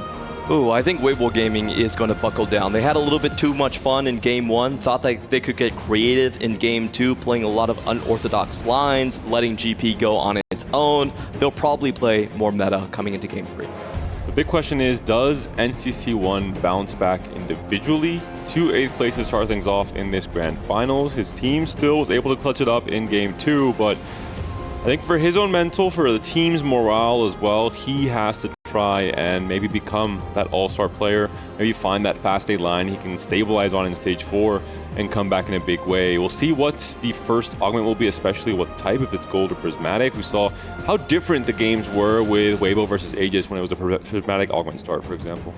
8-8 in Chinese can mean goodbye, or it can mean I'm your daddy. So, you know, different lines and different outcomes potentially for NCC1 here. He has been a long-time player in the scene, one of the oldest competitors, did go into TAC Crown in Season 8 coming into it, so he's the eldest. We have talked about VP, really looking to him for direction. Maybe he can finally show up in this Game 3. Blowout victories back-to-back, one for each side, both on a Scuttle Puddle-esque setup. I mean, I guess they really were just Scuttle Puddle because we never saw the crab rave. True. Maybe this time, a little bit lower econ, a little bit less craziness as we get in, and maybe those resources kind of were conducive to the strategies that led to the blowouts. Maybe a few more component anvils as well for the reroll line. I think we saw a sneak peek. It might be a TF for this encounter for game number 3. The one big question is, does Weibo Gaming change their big picture game plan? I think a lot of their success up until now, especially when they've been tested against strong teams, has been around counterplay, around target griefing one player, in some cases 2 players like we saw with Aegis, and trying to send them 7th and 8th, and then the rest of the game will play itself. They might not have the strongest win-out players, but as long as they do that, their job is basically done. It backfired in this game too. I wonder if they play more proactively around their own game plans, let the opponent try and grief them if they have a stronger position, for example. Especially looking at the fast 8, fast 9 lines. Like you mentioned, Clement, during this last cast, there just wasn't really any scary boards coming to the late game from Weibo Gaming at all. There was no ace. They had 3 brawlers. Their strategy was all about punching down, and it did work for NCC1, but Maris was able to escape with that Sork line.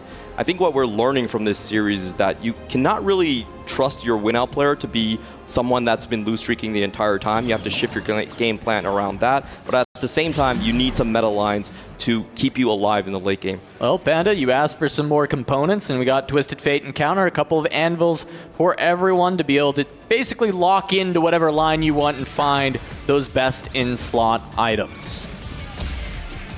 And typically what has been most contested have been those bows coming into the carousel, so this does free up a lot of those lines. If you want to go for the Gwinsus in terms of the Jin Mundo or the GP, you are more freely able to do so and start streaking. The units that most, I think, are hungry for best in slot are, of course, GP and Karma in this current meta. So bows for the GP players, the crit gloves for the Karma players, that'll be incredibly important to build the, I think, almost necessary Shojin Jeweled Gauntlet Striker's Flail, which is what Karma needs to really burst down the front line and snowball those fights in her favor. And one of the things I love in this encounter is just to fish for a Kahuna Huna. That is one of the cheapest ways to get a Fast 9 game online. It's so incredibly powerful. And if the players do get any bows, I do expect that to happen. Ooh. Interesting. Efficient as well for this Smolder that NCC1 has picked up, which is maybe the best, or at least one of the best that you can get for the Smolder. This is a hard unit to grief, because you do have to field the Smolder for a round, get the XP for it to be the one in your pool. And so we've seen this line find success, but we've also seen some massive fails from it. Might depend on what augment you get at 2-1. I think you need a lot of econ to make this work. NCC1, I think he's been more representing the fast 8 game plan for now. For Virtus.pro, so maybe a bit out of his depth when it comes to re-rolling for 3-cost especially. Across the entire tournament, 3-cost re-rolls have not looked good at all in the stats. I think they're very hard to execute on. And Tectonic Titan was offered, but if it's not Protagonist, I don't want it, says Weibo Gaming. Yeah, it doesn't offer you the tempo as the prismatic version does. Will people be taking branching out? This is kind of the interesting one because we have seen players get bitten by this, even though it offers alternative win conditions. Schoolyard Justice has been picked up by Maris, the Garen hero augment. So we've seen Zach before from Salpimi. Now we are seeing one of these hero augments locked in without Protagonist for Virtus.pro. Build you're looking for is definitely going to be that Rage Blade angle that allows Garen to cast so much. We do see a branching out. What will the emblem be here for Tianlong? Yeah, we just see him immediately communicate with his teammates, deciding where to go with it. Cannon hero augment as well for Guan. So the battle of the hero augments, 9,000 volts picked up, and the Wraith emblem picked up here for Tianlong. And I really like that pickup coming in from Guan because that means he's going to be able to grief the frontliner away from NCC1. It typically is best played with the protectors because Kasate is so strong in that line. Now it's going to make it a lot difficult, and if you don't have the front line, Smolder just kind of falls apart.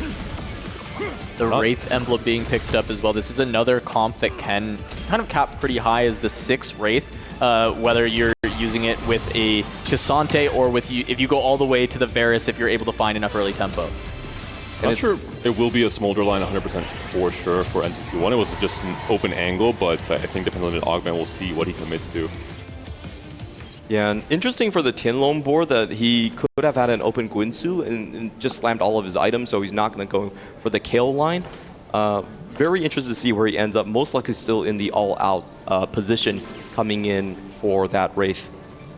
Over 9,000, a little bit late for the Garen, 1 round late, let's say, but still could be a strong start. 5 Garens already. This is not Protagonist. You don't get the Garen for free. You have to actually work hard and roll for it like a normal 1-cost reroll on stage 3-1. The bigger question is, with the component anvils used for TF, you weren't able to find the Rage Blade components. Gangplank 2. Is that a GP from Caretakers? Or is it a Mundo? Oh, that is a great question.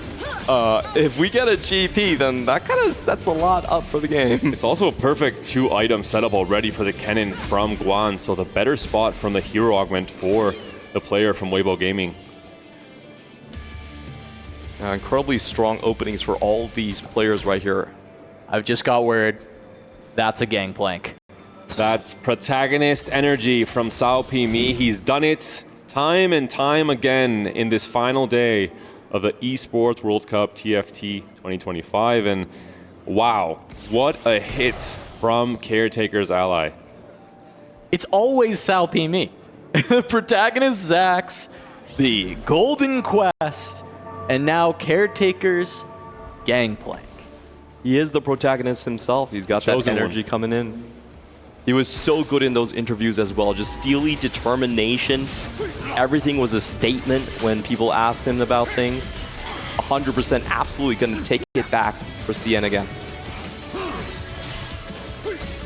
Oh, Milo? Most likely with Rising Chaos being able to break that streak. You can see the Rising Chaos, all the orbs coming through. So Milo, really good spot to win streak throughout the entire stage 2. Virtus.pro's done a great job of holding that across the tournament. Often it's been on the back of Kion. And well, funny enough, Kion's also on a 3 streak for this game as well. Ooh, off that loss though, Salpimi has a second pick on the carousel, and there's a lot of interesting options here. 2 pans, a spatula, and just 1 bow.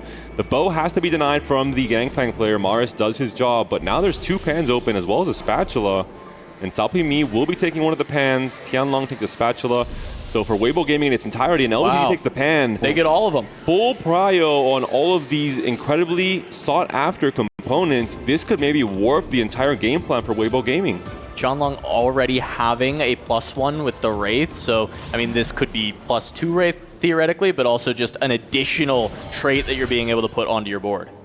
Maris was forced to take the bow for the Garen and also deny it from the Gangplank, so this very interesting carousel allowed a lot of benefit toward Weibo Gaming. They had most of their players on the bottom side of the standings. I was very surprised that NCC1 with the first pick right there did not go for any of the spats or pans. Instead is just focusing more on the Sork line as we've seen before. On the other hand, for Tianlong, This might be another chance for him to start to play flex again.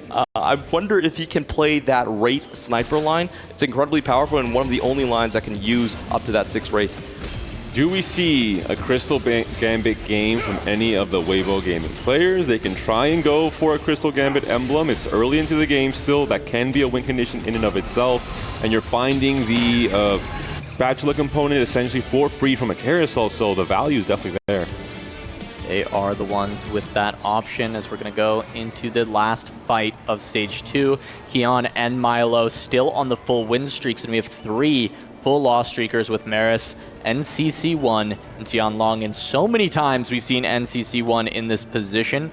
During the semifinals, he was able to be bailed out twice in a row and escape that 8th place. But our first 2 games of the day, 8th for NCC1, and you have to think, does that start to weigh on it? Do we see a perfect win streak and lose streak Stage 2 from Virtus.pro? It's Kian versus Salpimi. Kian's looking to win this fight, but he's looking at a GP2 in front of his poor Lux 1 with just a Shojin. The Lux target the GP in time, though? That's the big question. Yeah, he's the weaker of the 2 win streakers for Virtus.pro, but this Kennen is trying to anchor the front line. The Gangplank just not taking enough damage, as we see Tianlong does end up taking another loss, gets the full loss streak. The Gangplank just not really going down. That is just going to be gold farm once again. We are going to get overtime, and maybe that makes the difference, but it does not. That is just going to be 1 more gold. We'll have to see if Milo is able to keep his streak, and both of Virtus.pro's win streaks actually broken. NCC1 now the only one with the full streak, and Econ. Here comes the grief game. LBTZ now on a 4 win streak of his own. We're looking at the roll downs from Guan and from Maris, both on the hero augment. 6 cannons right now. A heavy roll down on this PvE round even from Guan. So just making sure he's not going to get target grief has rolled down to under 10 gold already. Holding Garens as well in the process. So double duty for Guan in this current setup. Yeah, gonna get a little bit more money for Maris though by holding fast. Not too many Garens out of the pool, and still on par with the Kennons as far as the hits are concerned. We're gonna have to look at Maris's roll down to see if he can just find that Garen straight away. It's really important to snowball on this Garen because every single spell cast you get permanent HP. It's going to be 7 Garens right now. If you don't have the Garen 3 online in Stage 3, this line really is not worth playing. I assume you, like with Gangplank and with Vi Knuckles, you have to roll very heavily because of the snowballing like you just mentioned, Clement. Imagine it's correct to roll to around 10 gold at this point in time for Maris. He's holding cannons as well, double duty, 6 cannons held by Maris at this point in time. Waiting on 30 for now, so taking his sweet time, thinking that this Garen 2 is going to do enough in Stage 3. And we have the answer for NCC1. He is going to be pivoting into stabilizing on Stage 3. He probably realizes that he has 2 teammates in the Sork spots, doesn't want to take any of them over. He's just going to have to play for tempo here. And we do see the Mundo 2 being picked up though, and this is one of the best units for trying to stabilize in Stage 3. Having a very good carry. Yes, the itemization is a bit wonky for the Syndra, but end of the day, the healing is going to be able to keep this Mundo alive and hopefully be able to find some round wins. And it looks like that unstoppable stun might have bought enough space to try and close things out, but the Ginsu's fully ramped. 1 more cast, not enough. Guan going to keep the loss streak for NCC1. But honestly, when you're on that big a loss streak, 1 unit loss is basically a win. Gold augments coming in from the board here. Salpimi, we already know he's on the GP line. He could be playing for a level 9 GP. We haven't seen this one. Explosive growth would give him the extra copies, in fact, but gonna go for the potential items instead. Goes for Slammin in the end. Has a Smolder on the board. This could potentially indicate there is a Smolder line being played, but I don't think so in the rest of this lobby. It could have been just for the anti-heal for that 1 round last turn. Taking a look across the board, NCC1 is going to reach into the bag of tricks, a magic roll. We'll see what he finds. If he does get the triple duplicators, that could be a way to kind of stabilize Stage 3.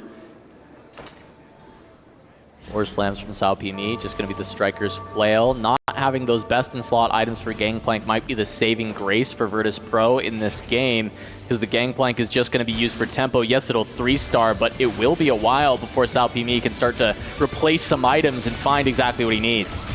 NTC1 has swapped his role entirely, no longer the fast A player on Virtus.pro, instead going to opt to try and stabilize, has rolled down to 10 gold on level 6, playing for the Mundo Jin line. Syndra has been sold. We will see if he executes its plan accordingly for Virtus.pro and tries to win most, if not all, of the fights in Stage 3.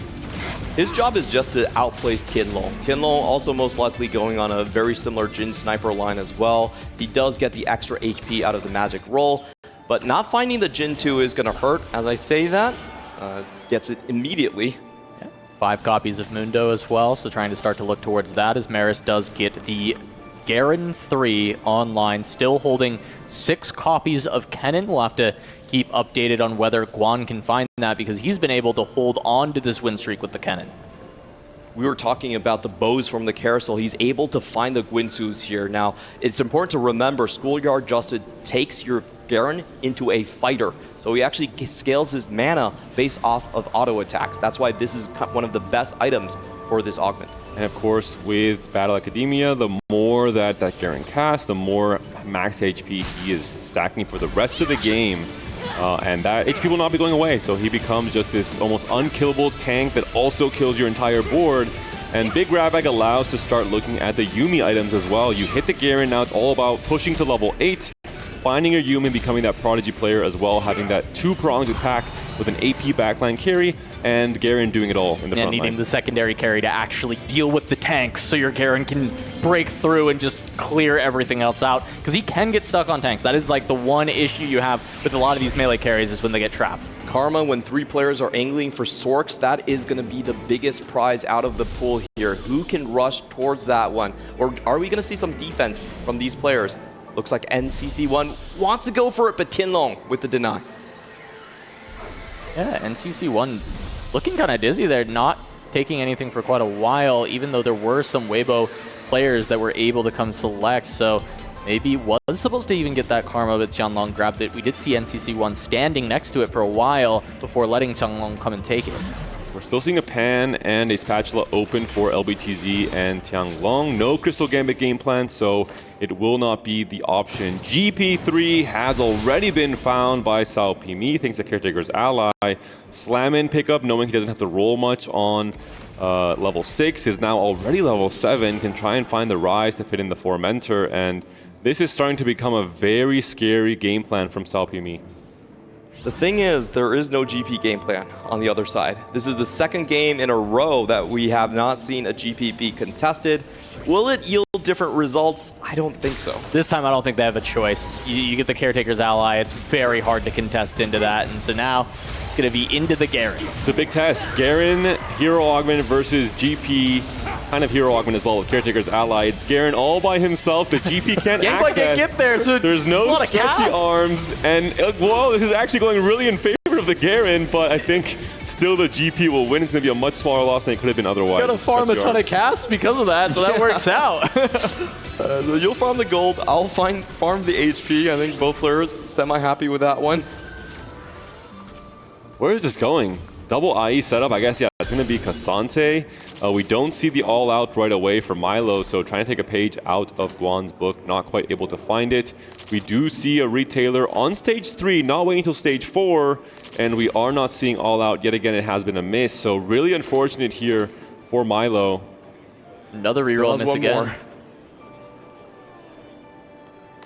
He's on 67 HP, so still somewhat fine, and we're right up on the PvE round. Oh, another miss. Miss Ezreal. Okay. Double IE, Edge of Night. We'll see if Milo can win this next fight. At least he's on a 3-loss streak for now, facing off against the 9,000 volts from Guan's Kennen, and it's still a Kennen too. So despite the very early roll down on level 4, all the way down to 10 on Krugs, not able to get any closer to finding that Kennen 3. Not finding really any copies while continuing to regain the economy. Was on 6, now just on 7, finding a single copy over the last little bit that we've seen. I'm fairly surprised he's still 83 HP, despite not having a Kennen 3 and staying on level 5. That's just goes to show you why it's generally considered the strongest non-protagonist hero augment. There's a second copy of Cassante on level 7. Milo really has to hope he can find the all-out on this upcoming fruit he'll get. NTC1 here to give him some good luck, but it's going to be tough. This is one of the problems with playing and angling for all-out Cassante. There's a chance you just miss the power-up altogether. Yep, and usually what you do is you're forced into the volley bear game plan if you don't find it with your last power-up. It's very possible. He only has one chance to get it. I know that he's going to tailor with a random tank. That's what you can still do on this patch. But if he doesn't hit, volley it is. All right, well, it all comes down to this, as he does get that remover. See if he rolls first or if he goes for the remover. There it is. All out is hit. Crisis averted for Milo. Tianlong, an early Varus on level 8, has a setup that, I mean, with the Wraith emblem, you're going to be playing for the 4 Wraith for now. The sniper backline, the Mundo 1 still is a little bit worrying if that's going to be his main tank going forward. Does find a Swain upgrade alongside a Leona. Try and go for a little bit of a Bastion angle. So many pairs for Milo, not able to hit any of the upgrades just yet, has rolled down under 10. Still having a decent amount of HP to buffer, but is on this big loss streak. We'll see if the all-out Cassante can stabilize. We've seen it stabilize on Cassante 1 plenty of times, and it looks like this might be the case this time going up against LBTZ, who has been starting to lose quite a few matchups himself. Looks like there's going to be no problem for the Cassante. Because Weibo Gaming has so much HP across the board, they're pretty happy to just start rolling on 4-2. None of them are rushing a 4-1 roll down. You look 1-2-3, all on Weibo Gaming's side right here. Salpimi even with a 4-win streak. But at the end of the day, the HP numbers are just incredibly even, right? Yeah. It is a very tight margin. There's not a huge blowout like we've seen previously. So it kind of comes down to, are there anyone in terrible spots that are free-falling? And also, who are the win-outs that we can identify? Yep, this is the Yuumi board coming in from LBTZ. Keon most likely going for the Sork stabilization. It seems like VP really like their chances going into that one. I'm not a huge fan. We'll see how it ends up, but no Yuumis so far for the side for LBTZ. Star Guardian pivot potentially for now. You have the Jinx pair, Jinx. you have the Poppy online, you have the just a weird mix of all 3 meta AP lines it looks like here. With the 6 Star Guardian, Rising Chaos, at least just leverage this for now.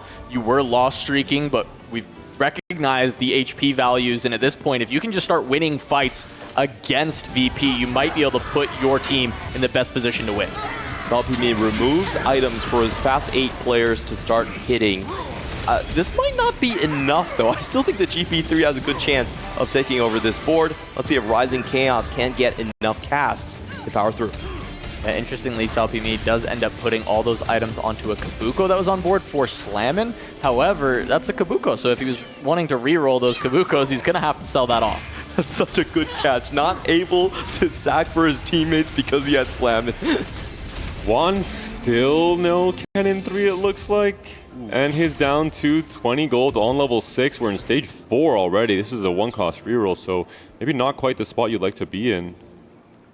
Still a Kali pair for Milo here, so still missing a few key upgrades. Has found the Cassante though. Can this Cassante do enough in stage 4 just by himself here for Milo? Meanwhile, I mean, Virtus.pro are finding the hits that they need. Artistic KO just picked up for the Jhin, alongside having the 3-star Mundo, which is the most important part of that comp, but you do need to find the damage. Now, Artistic KO, you're halfway there. Just have to hit the 3-star Jhin now. When I see this board, I'm pretty sure that Tianlong is dead. The Varus board deals terribly with Akali and All Out. It has very little single target focused damage. I don't see Tianlong being able to survive against an All Out that hits. Well, taking a look at Tianlong in this fight against Salpimi. Once again, Salpimi is going to be sacrificing. Does have to start slamming to try and make sure that he can get that XP. Already at level 8, potentially ready to push level 9 as he's level 850 gold. So Salpimi having a huge amount of cap out potential and will be looking to anchor for this Weibo Gaming team. The Gunblade coming in clutch for the Jhin. Could the Mundo clean up all by himself? He can't. And LBTZ once again impressing. Playing off meta lines, rolling down, playing a flex board that we see from only a few players in this caliber of TFT. And playing against NTC1 and once again knocking him down a notch. It's these two teams that have played the most Star Guardian, I believe, and it's just kind of finding that spot on your roll down where you're not hitting and just being able to pivot and successfully hold on to more HP for your team instead of just dying because you can't find the exact comp you want. We still have an open spat for Tianlong. He's really banking on if he can get another armor item in, potentially go for that 6th Wraith. I'm not really sure what else he could be angling for. He doesn't have a Reforger to give him heavyweight or the Juggernaut, so probably is just the Wraith. The final roll down coming in from Guan. He is closer to a Janna 3 than his hero augment carry in Kennen. He's rolling on 6, so only one more. Smaller odds of finding the 1 cost, but I mean, surely at this point you have to hit. This is the time you have to stabilize.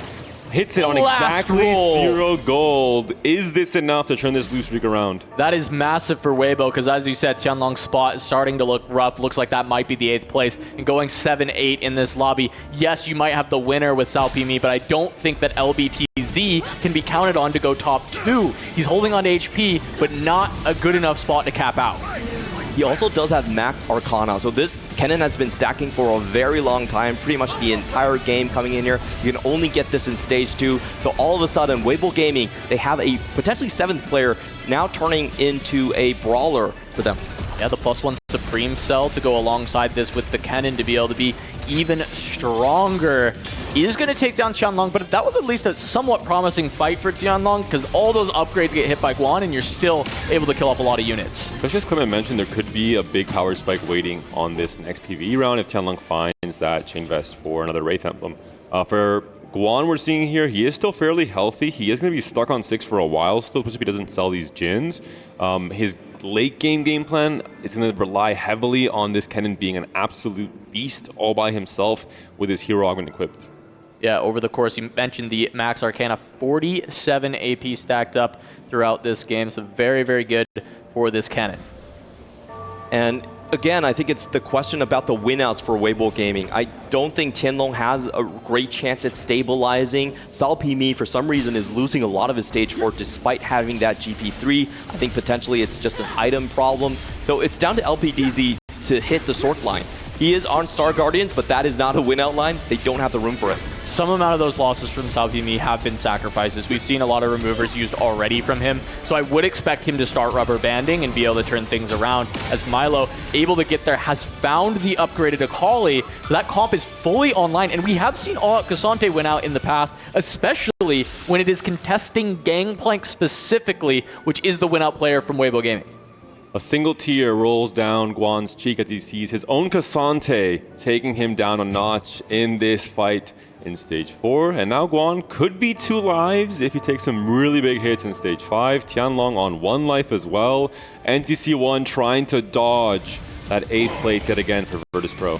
I'm sorry, Salpimi. I thought there was something going on your board. Never mind. He's 50 gold. He's almost level 9. He is completely fine. There is a win-out player established. In GP, we trust. I think he threw like 3 life vests to his team in Stage 4 with the HP trades he was given. And there's the level 9. Ooh, TF2. What a cap away for this GP board. It's very so interesting. early. Do we transfer the Executioner emblem at all to At some point, surely you will, but I think it might be wait for Yasuo 2, because you're so far ahead you don't really need to just immediately transfer with the Yasuo 1s on the bench. And waste the remover. Exactly, yeah, you don't want to waste the remover. Maybe you give up on Yasuo 3. You could, I think. Right away, you're 9 already. Yeah. So. It's reasonable. If he wants to go 10, I think that's exactly what you would do, right? And 10 is maybe possible, because you need to cap high in this game to actually win. Yep. You need enough burst damage to get the all-out player, which is Milo, currently at the top of the lobby, out. Tianlong on his last life. Double Wraith emblem has been found. Is that enough against just that one Jin 2 from NCC1? No Jin 3 upgrade just yet. It has been target griefed by all of Weibo Gaming. For now, it looks to be enough. Mundo really tough for Varus to get through, but he has backline access, and the Braum actually throws the Mundo to the side, goes and takes out the Jin. Now, you know, you still have the Braum up. You've got ways to get rid of this Mundo, even though this matchup can be annoying. Gets there in NCC1, 1 life away from the 3rd 8th in a row in the Grand Finals. I want to mention the the positioning from NCC1 is actually really interesting. Something that I've learned actually just casting this tournament. With Unstoppable, you don't place Mundo in the front, you place him in the 3rd row. He still goes in, but he doesn't get the immediate aggro. You allow Set to soak up some of that damage as well, and you allow your Unstoppable tank to be a bit more disruptive in the backline and survive for longer. So really cool tech. from our players across this tournament. It's a lot of CC, but is that enough to save him? I honestly would have a breakdown if I go 8-8-8. It's just, it feels insurmountable. And now he's running up into a very strong board by Guan. I believe Guan that has pivoted. On the other side, Maris gets the Garen immediately onto the Varus and the backline, deleting everything, maybe rescuing his teammate from another 8th as he destroys Tianlong, sending him out of the game. NCC1 still having the Mundo in the front line, but it looks like he'll fall as well, though he is not losing nearly as hard as Tianlong. One last kill on Gwen. That could be the difference maker. Both players taken down. Who takes the bigger loss? Tianlong does. 8th place for Weibo Gaming. 7th place for Virtus.pro. NCC1 dodges the back-to-back-to-back. Maybe that one placement is all he needed to bounce back into this series to help his team in a possible game, or no, a guaranteed game 4 for both teams. Yeah, we're still on 1-1. We are getting to game 4. LBTZ is able to finish his transition as well. He was heavily contested by Keon Sork board, but able to make the turn. Also running a 5-star Guardian, 4 Sorcerers. This is such a cool thing to see. Love this player. Yeah, LBTZ has been very creative throughout this tournament. His comfort zone are these flexible lines when he needs to steer and swerve to find a way to help save HP for his team, but that Akali is going to get in the back line very quickly. All Out Cassante has avoided a lot of these sides from the Karma. She goes down. LBTZ takes a lot of damage there. Once again, Virtus.pro controlling the HP, but not by a large margin as Keon drops to a single life. And the protagonist, Salpimi, is once again win streaking with his Gangplank 3 setup. Keon, unfortunately, only has 1-star tanks right here, and there's being nothing offered. There is a Braum, but he's skipped it already. For Salpimi, he's on Braum 1 now. Might want to pick up his 5 cost. Has a Shojin as well, can summon on the TF, so a really good setup. We see the TF does have the Executioner emblem now, so I think the Yasuo was sold once the second Yasuo 2 was found. And Salpimi, LBTZ, even if Weibo Gaming doesn't win this game 3, they've both played very impressive and creative games of TFT. Salpimi, a little bit easier, of course, having a GP3 to stabilize him throughout every stage of this game. Look at this health bar from the Garen for Maris. It's been stacking very well all game. The question is, how high can you cap without Protagonist being able to push to that 4-star? Are they able to outcap someone like Salpimi? Are they able to be up at the top of the tables alongside Milo, who's on that amazing board as well? So the question is can the All Out and the Garen place high enough to bring this home for Virtus.pro, especially if Keon takes the 6th? It looks like it's going to be a team kill coming in. Milo, a lot more targeted damage running into the backline already. The Karma is going to be found. Akali also there. So this is the end of the road for Keon. Just missing too many critical frontline upgrades. Yeah, very close fight in the end, but just enough to knock him out. The 1-unit loss in stage 5. Keon ends up going out in 6th. Got some information. Garen is nearing 6k HP for the Schoolyard Justice. We're getting to that point again where it is just going to come down to who secures the first place. And that's where Salpimi, the protagonist for Weibo Gaming, who has continued to find win after win, or at least these top 4s consistently, finding the very creative and interesting augment selections that lead to win out angles. This one is a little bit less interesting because it's a gangplank, but still a different route to get there. And can he find it once more for Weibo when they need it most in this grand final? How do you even beat that board? Because that's going to be level 10 with a TF2 that's been stacking since Braum 2 as well. Stage 5. Items for almost everyone as well. Executioner emblem on TF. I mean, a really insane setup. We have 5 Leonas in the backline, 2 Gwen. Salpimi is griefing everyone that's in his path as well. We're seeing still Leona 1 from Maris, for example. So Salpimi doing it all here. Guan and LPTZ both taken down from Weibo Gaming in 4th and 5th. So important that they took out Keon when they did, because now it just means the first place is all that matters. Salpimi in a 1v2, but both of the matchups should be okay. Even though All Out Cassante is a counter to the Gangplank, there are now more threats than the Gangplank. There's the Braum and the Twisted Fate, which can do fine enough into that all-out board. Looking onto this board for Salpimi, he doesn't have Wound necessarily. Oh, no, never mind. He has Mentor in. He doesn't even need Wound. Well, there are no weaknesses to a board. I'm sorry. Hey, my bad. Hey, look, they're all, it's actually just the best board. Maybe a 3-star 4-cost is another way for VP to try and win this game, but Leona 2 is found for Maris. Obviously, Leona is blocked, and Yumi, possibly Akali, possibly Cassante are the 4-costs that are still being played by Virtus.pro to try and fight it off here. Garen has been scaling as well for a lot. Can Garen, Schoolyard Justice, fight against this incredibly stacked GP board? That's a real question. It's hard to even position to find a way there. Now Milo versus Maris. I'm curious if they'll just kind of fight it out. They're not sure who's going to win yet. You just see who can get stronger, stay alive, both of you, for as long as possible. But meanwhile, Salpimi against the Ghost, it's not even remotely close. The Braum will have a very easy time manhandling either of these carries from the side of Cassante or Akali, and it's just looking like a very, very strong board. There's no plan for 3-star 4-cost. We're seeing the bench there, no projection for Cassante 3 or Akali 3, so I don't know how anyone beats this. Level 10. Zyra added in, full 5-cost alongside the Mentors. I have to say it. I feel like Salpimi has clinched this game again, getting a great roll from the caretakers. It's just too much to overcome, and the law of the land will hold still. Uncontested GP3, still undefeatable.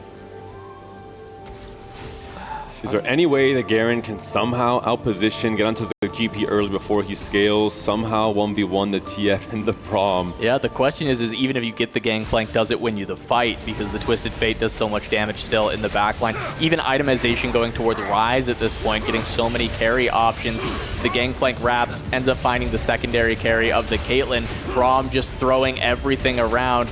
Garen finally gets through the front line, but it's too little too late. Maris goes down, and now the 1v1, Milo versus Salpimi, but Milo just lost about 20 HP to the Ghost. And there has been a 3-star Malphite cash out immediately sold. It's going to be a rush for the Cassantes here, so you have to deny 2 full Cassantes to make sure you lock that out. And we see the roll down coming in from Salpimi. He really doesn't have much to do. Maybe just find the Zyra and call it a day.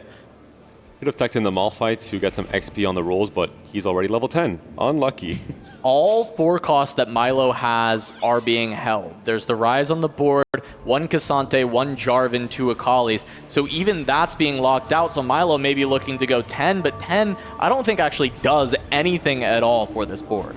It's going to be the Hail Mary Cassante. That's the only one that he can still find out of these pools. Maybe he can sneak one out from the carousel, and with the 50 gold, roll down for it. That's the only 1 in a million shot.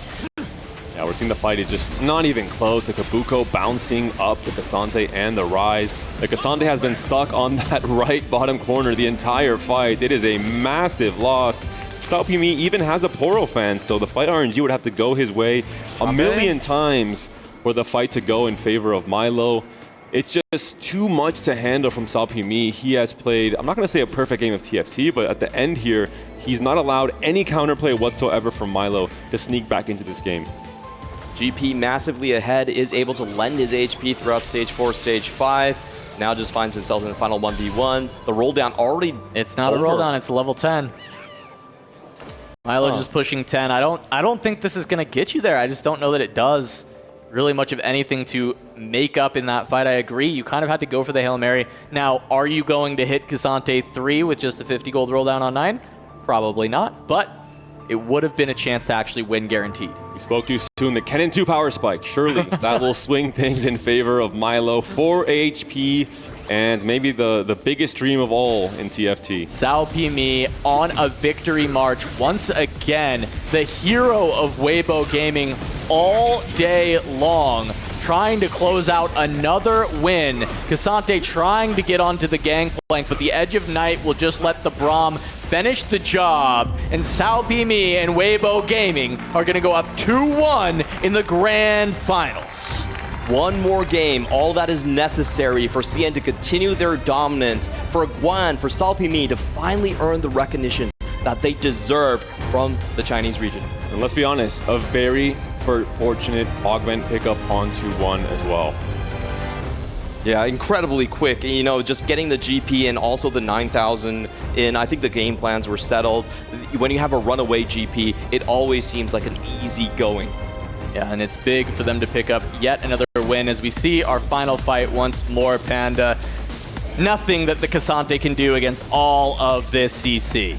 The board strength disparity was just way too high. I mean, level 10, all of your upgraded 5 cost, TF scaling, GP3, perfect items on everyone, Braum, Poro fan shielding you from damage as well in future fights. All right, well with that, we are gonna send it back to our analyst desk to break down this third game as Weibo Gaming is on match point. Weibo Gaming bring it back in the third match, bringing now as well as the casters mentioned on that match point. Really good position for them to be in. Coming into this match, we said, Hupe, we were like, we want adaptability, we want to see whether or not they're going to change their gameplay. We want to see how far they have actually been tested and if they can mentally reset. And the answer to every single one of those questions is yes. Exactly. It was destiny because we were talking about they don't like to play GP. They got caretakers, so the game forced them to play GP in a perfect spot. But I want to recognize Milo because he got tempo items. I was concerned. I was like, okay, they don't play GP. These items, I really don't like them. He used it for tempo. And then in the late game transfer to favorite items on that GP, I mean, Milo just stopping me playing perfectly right there for Weibo and taking a huge win. Yeah, it's probably the most normal game I think we've had of TFT throughout maybe the whole entire tournament. You know, starting off with the component anvils into the first silver augment. Very rarely have we seen a silver augment as a starting point. We saw that there was just a lot less economy in the game. But of course, when something like Caretakers comes along, you get gifted the Gangplank, one of the strongest units in this set. And of course, when you get given that spot, Virtus.pro are already on the back foot. You're already on the back foot in stage 2. You can't really contest the GP because every single time that you level up, you're getting another GP. So it means that you can't contest. You can't deny that Gangplank every single time. And for Virtus.pro, they did try and come back. They knew that they were going to lose out that first place in the end because of the Gangplank. They just need to make sure they didn't go into the bottom, which unfortunately they did do in the end. Yeah, a little bit an unfortunate side here for VP. But if anything, if there's a team that can bounce back from this, that can learn, that can change and adapt, it is going to be VP. And it is really important as well to keep in mind, Hupe, that this is a best of 5. So there is that opportunity of making a mistake and learning from it and maybe getting a little bit unlucky and bouncing back from that as well. Yeah, we're seeing the narrative of hibernation from the Bears, from VP. This is enough hibernation. Now it's a match game, so 2 losses right now. They need to step it up, but I think they're doing what they have to. They griefed the cannon from 1.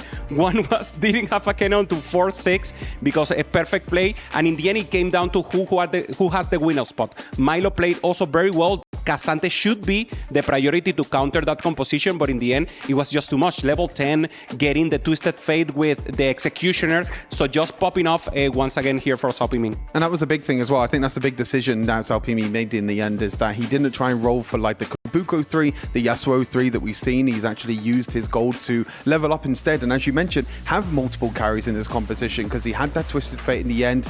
We saw that in the early stages as well. Weibo were the ones that took all the spatulas and all the pans.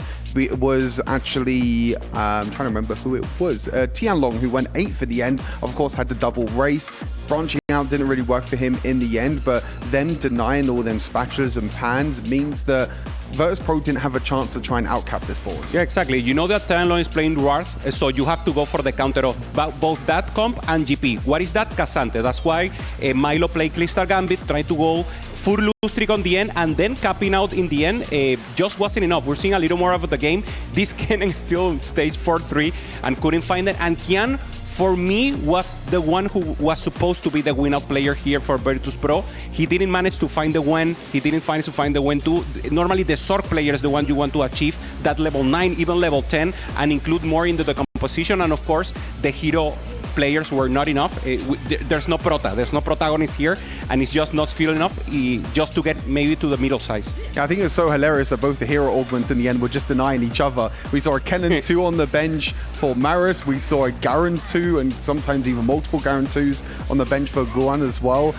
In the end, yeah, as you mentioned, I don't think it was enough in the end, unfortunately, but I think it's just down to less economy in the game. As I mentioned, it was a lot more normal game. There was no prismatic start. There was no bunch of gold. There was no real crystal gambit. There was a few crystal gambits, but not too much. Yeah, this is what the final fight, Sao Pimin with 10 units on the board, plus Crazy. the invocation from Zaira, plus 5 poros. This is like 16 units in the board here, so that's just amazing. We see him laugh, having fun, thumbs up. The tempo is there, and of course the audience is also loving Genie. Yeah, I mean, this is a great final. This is what we wanted to see. We wanted to see a back and forth. We wanted to see these teams pushing each other, especially after the quarterfinals were 2-0s and some of the semifinals were 2-0s as well. This is what everybody signed up for. 100%. This is the finals. This is the game that we all came to see. The underdogs here on Virtus.pro versus Weibo. That has been probably the best, at least if we see up what other players have been saying. And this is the graph once again. Sao Pimin just looking strong, maintaining tempo in the early phase, and then just not dropping that final phase. So much gold to roll at level 9 and level 10. This is not normal. You mentioned it, not even having to find Yasuo, not even having to find the Kobuko 3. That was just pure power, pure strength, and taking the win. Yeah, taking slamming as well as the second org mode. So he full just tempo. slammed, he slammed components, just kept pushing. Yeah, he kept pushing tempo, and he just went all the way to level 10. And Twisted Fate can be that great secondary carry as well for this composition. You've got the Executioner spat in there as well. Yeah, let's have a little bit of a change of topic here when we're discussing the hot takes that you guys have. What's the diagnostics that we're running? What do we think is most likely, less likely to happen, maybe not as serious? I think Virtus.pro will win this next game, and Hupei will change his prediction. Oh, okay. Maybe. That's a big maybe for me. That's my hot I don't take. like changing predictions in the final. He's never done it before. What are you talking about? Come on, man. Must have been my dream. No. Probably was. I will maintain 3-1 Weibo, but if we have one more game, that will be good for me. But 3-1. 3-1 for Weibo. Yeah, 100%. That's not a hot take. But it's reality. I want to give some reality sometimes. I don't want reality. I want something crazy. Okay, Stuart, your turn. I mean, let's have a think. Hot takes. Hot take. No GP at all in the next game. Okay. Zero that's- GPs. Zero GPs is a hot take. My hot take is that my analysts don't have any hot takes because they don't know what they're talking about. Wow. Day 2. You guys have been absolutely wonderful and some really great insights. But we still have at least one more match in this best of 5 final between Weibo and VP coming up. So this is match point. VP needs to lock in, but Weibo wants to close us out. However this is going to go, we're going to find out after the break. So don't go anywhere.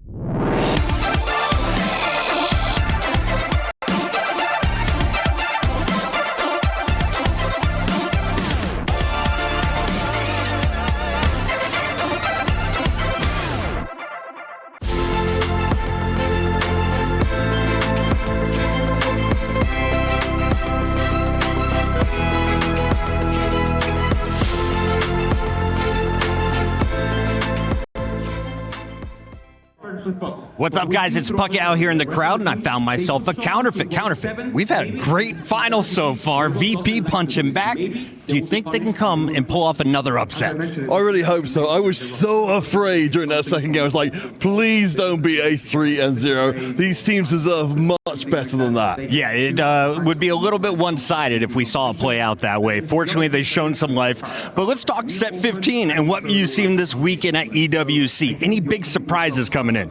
I think, honestly, the biggest surprise is just, well, firstly, how much the scene has developed since 2024. And during the context of this tournament as well, well how much better the teams have gone game by game. I really hope the 4v4 scene really picks up as a whole, because honestly, these teams have shown us so much growth in such a short amount of time. Imagine what they could do with a full year. I love that call out. And talking about Virtus.pro a little bit, I asked them, what would you do with your prize money? They said, well, if we win it all, we're going on vacation. Oh, did they say where? Not yet. I think we could help them decide. You got any places picked out in the UK where you're from? In the UK? I think people usually pay money to go away from the UK. That's how that works. But I appreciate you throwing me that bone there. Anytime. I mean, I hear France is nice this time of year. Me too. Maybe we'll meet them in Paris. Thanks, Counterfeit.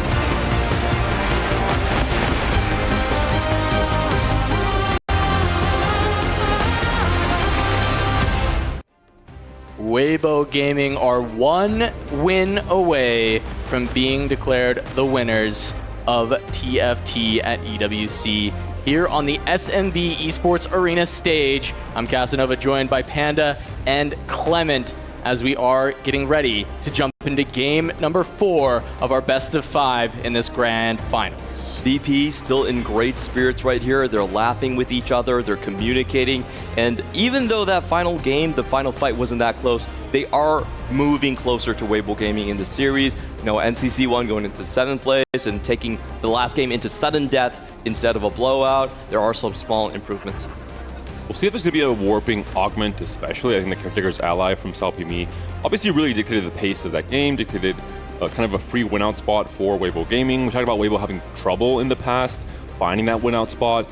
I think Salpimi's spot enabled LBTZ to play a very flexible tempo game in Stage 4 that really helped Weibo preserve HP and also knock out and grief some other players from Virtus.pro. So all in all, the start of the game, the 2-1 augment's is going to be so relevant in what could be the final game of this entire tournament. You often think of prismatics as being kind of the game warping augments that can set you up for that win out spot, but this time the humble silver, the Caretaker's chosen, finding the gangplank for Salpimi so he can declare this road to victory for Weibo Gaming, being that leader for the team, being that win-out player that he has been, the protagonist of the day.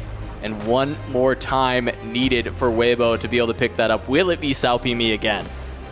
It might feel like we're beating a dead horse talking about how strong GP is, but it is the central pull of all of these series is how you play around it. When someone is too far ahead, there are situations that both of these teams have actually played towards, which is not even contesting the GP, just going for the stronger tempo lines and keeping your HP high instead. Now, I do think that for today especially, it has been down to just beat the GP3 duel. Whoever wins that one has taken the game in the end. But we have seen for Weibo Gaming, all out, a great answer to it. And the same thing tried to be replicated by VP as well in the last game. We heard Weibo Gaming walking by our door, and high spirits for the CN team. They know they're just one game away from eternal glory, and it will be 3 gold augments for this entire game. Yasuo showing up for the opening encounter.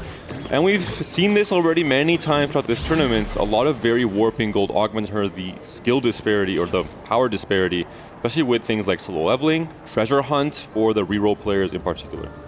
I think some of the big eyes for this game have to be on NCC1. Had a lot of struggles in this grand final, and you know, he's had to be the player who goes for the high risk lines for the team over and over again. It's a very stressful spot to be in. I just want to see if he can overcome the pressure of a couple tough games in this grand finals and find something, dig deep for Virtus.pro. He's also the least experienced player when it comes to this high-pressure situation, right, from Virtus.pro as a team. The other 3 members have all made it to the TAC round stage. They've all made it to the international finale of a set of TFT. So we'll see what NCC1 can do in this game in particular, if he can be that X-Factor player for Virtus.pro finally when they need him most in this game 4. NCC1 has been to a TAC round, but it's been a while, so that's kind of the problem here. He was one of the old greats of Vietnam and then re-summoned back into the field of battle, coming for the 4v4 format. I do think with the gold augments, what we saw from one of the games in this series is that it gives you a lot of trait-specific combat augments. And those are very interesting because they tie you down, they give you a lot of power, but they also limit you from hugging other players. Players that are running too far away, sometimes you want to tie them down. If you go into those trait-specific augments, then it prevents you from doing so. Early GP for LBTZ here. Usually the flexible player that I think has played a lot of very impressive TFT. I think it's a bit of a miss if he ends up being the one stuck on GP duty because it's a more straightforward line to play.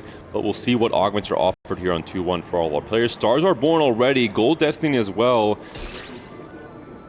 If it is Stars are Born, I have to assume he is agreeing to become that GP reroll player unless someone from Weibo Gaming has a better spot for him. They may be waiting for Salpimi to pop that anvil, because if he does end up finding the flicker blades, they may want to force Salpimi into the gangplank line to look for that win out possibility once again.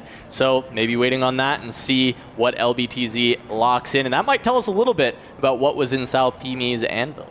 I like how disciplined they are. A lot of teams would also pick the Gold Destiny at the same time and then just be stuck with a random augment. They wait until the artifact is decided and then go into the Stars Are Born, most likely the GP line. Milo most likely going to go into reroll with that duplicator pickup, especially into GP. Salpimi for now also has a GP on his board. He's also got a Midas Touch to farm some extra gold. This could just be a GP for the early stage 2 to get some extra gold with GP's kit. Hole Crusher will be the artifact, which is a very generic tank artifact that can work on quite a few different units. Keeping himself very open. NCC1, again, if he wants maximum value out of this augment, he will have to be loose streaking. And that is a little bit of a sweat coming out. And Maris also has to be loose streaking with Calcloth. So all of a sudden, a very high risk, high reward game plan set out for Virtus.pro in this game 4. We've seen it pay off for them in the past. They went for this double loss streak in game 2. Maris was able to escape and actually cap out very high with the Sorcerers. And on top of that, unfortunately, NCC1 did fall flat. And I think when you go for the double loss streak, it is quite likely or double likely that you're going to have one of those players miss and free fall to the 8th. And I think 3-2 is going to be super important. You're really looking for things like quiet quitting or the forward thinking to maybe go along with that game plan. If it's like a full loss streak into finding all of your tempo on stage 4, that's typically what you need to actually stabilize.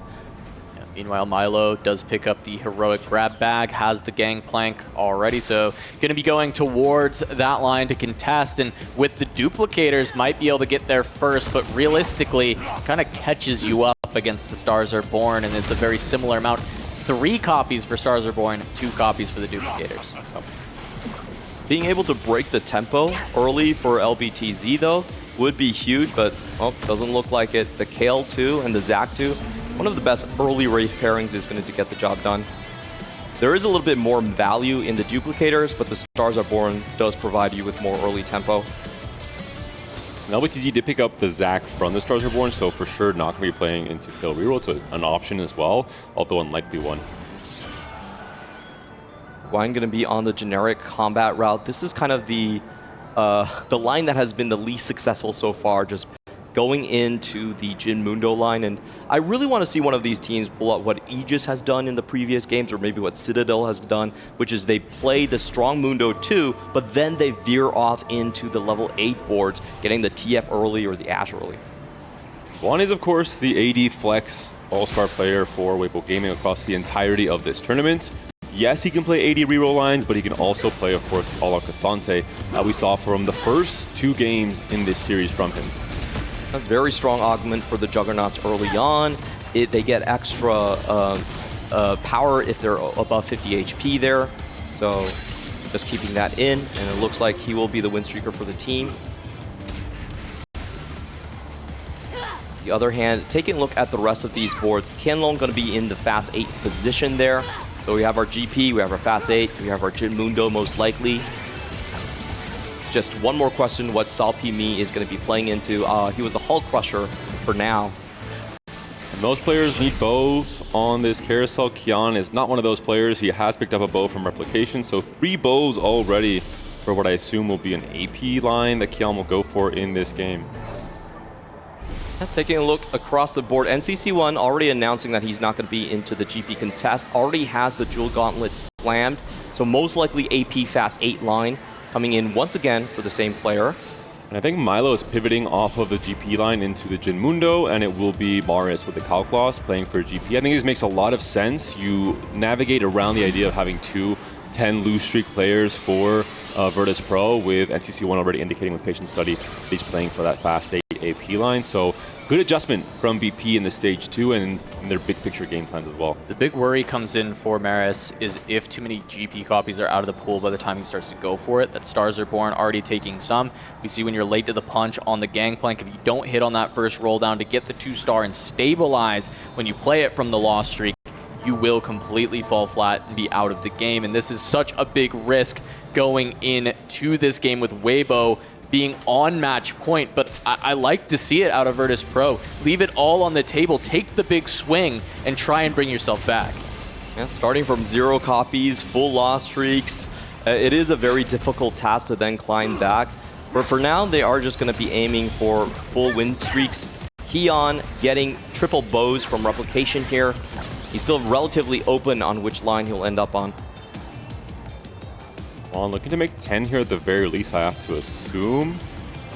Yep, does sell one of the Zacs, makes 10, tries to catapult himself back up to 20 gold for the end of this stage 2. An early Recon 2 for Kian can save him a lot of HP going forward. Yeah, it's a question if he's going to reforge it, remove the items and give it to the Recon for the full win streak. It's critical for him. He's also fighting Guana, another 100 streaker on the other side. Could potentially sell a Nico and try and make 20. I'm not sure if that's worth it for his future HP totals if he's able to make a Nico 2 as well, or if that's too expensive for Kian from this position.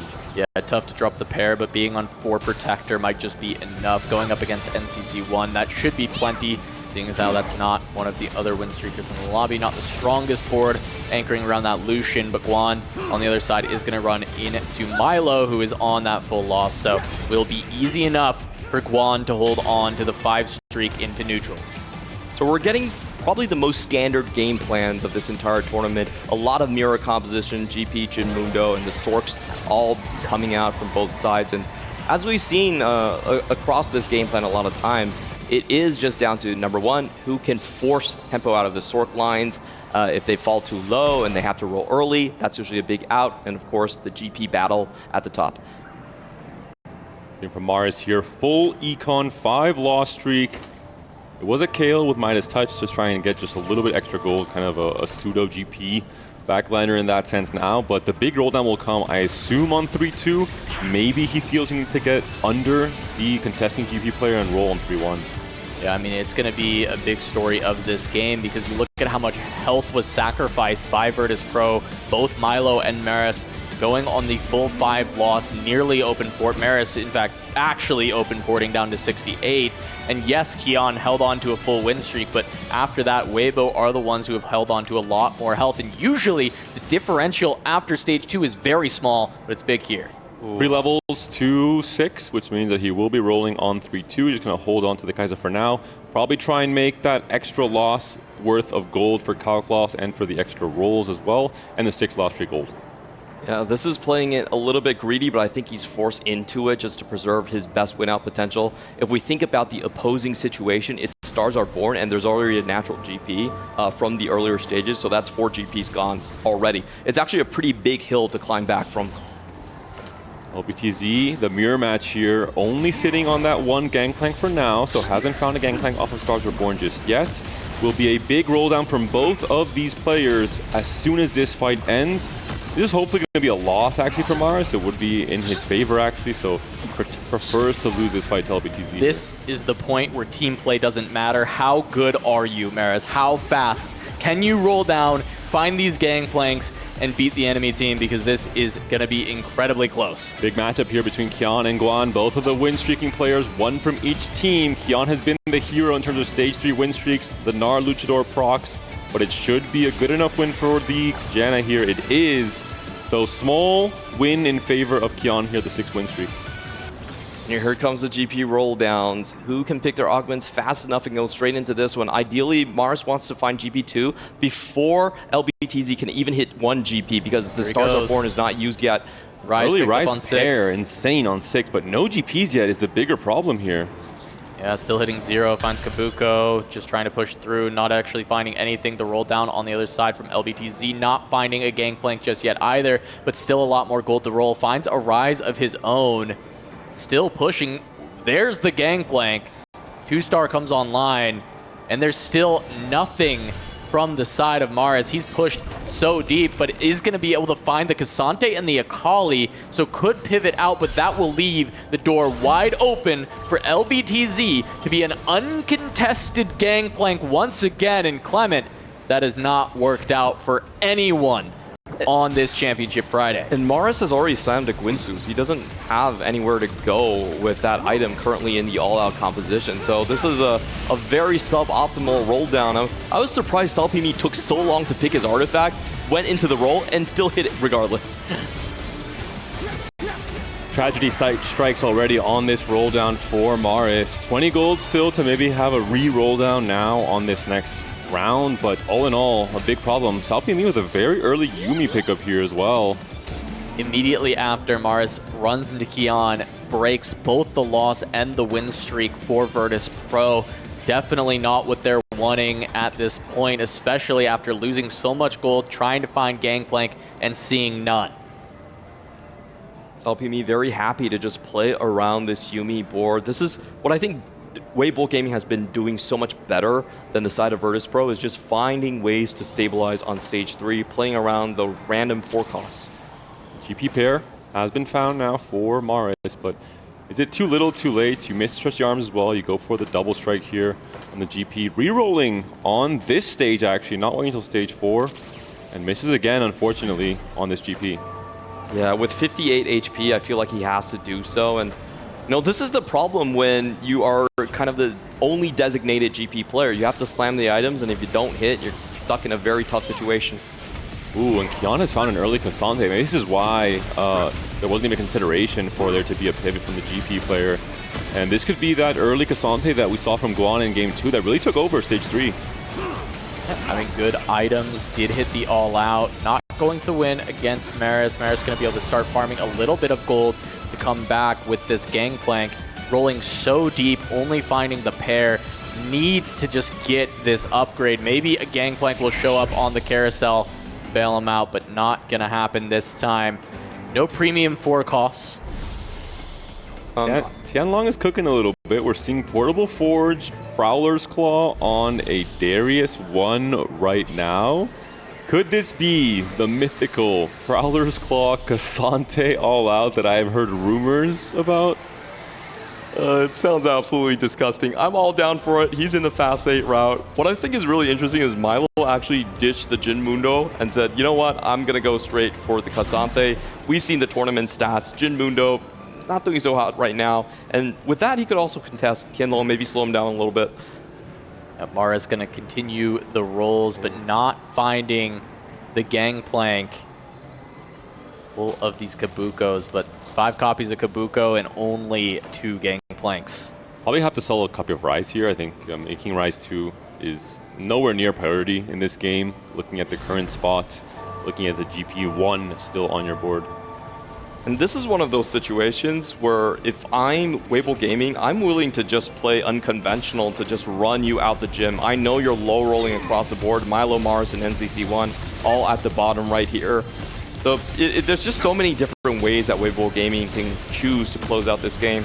Oh, unconventional, we got you. Asterius is popping around with the Prowler's Claw. Where did he go, though? He's just... Oh, it disappeared. Casante turned around and said, wow.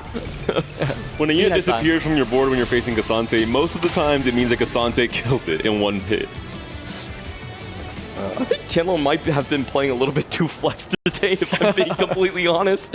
Branching out, Wraith boards.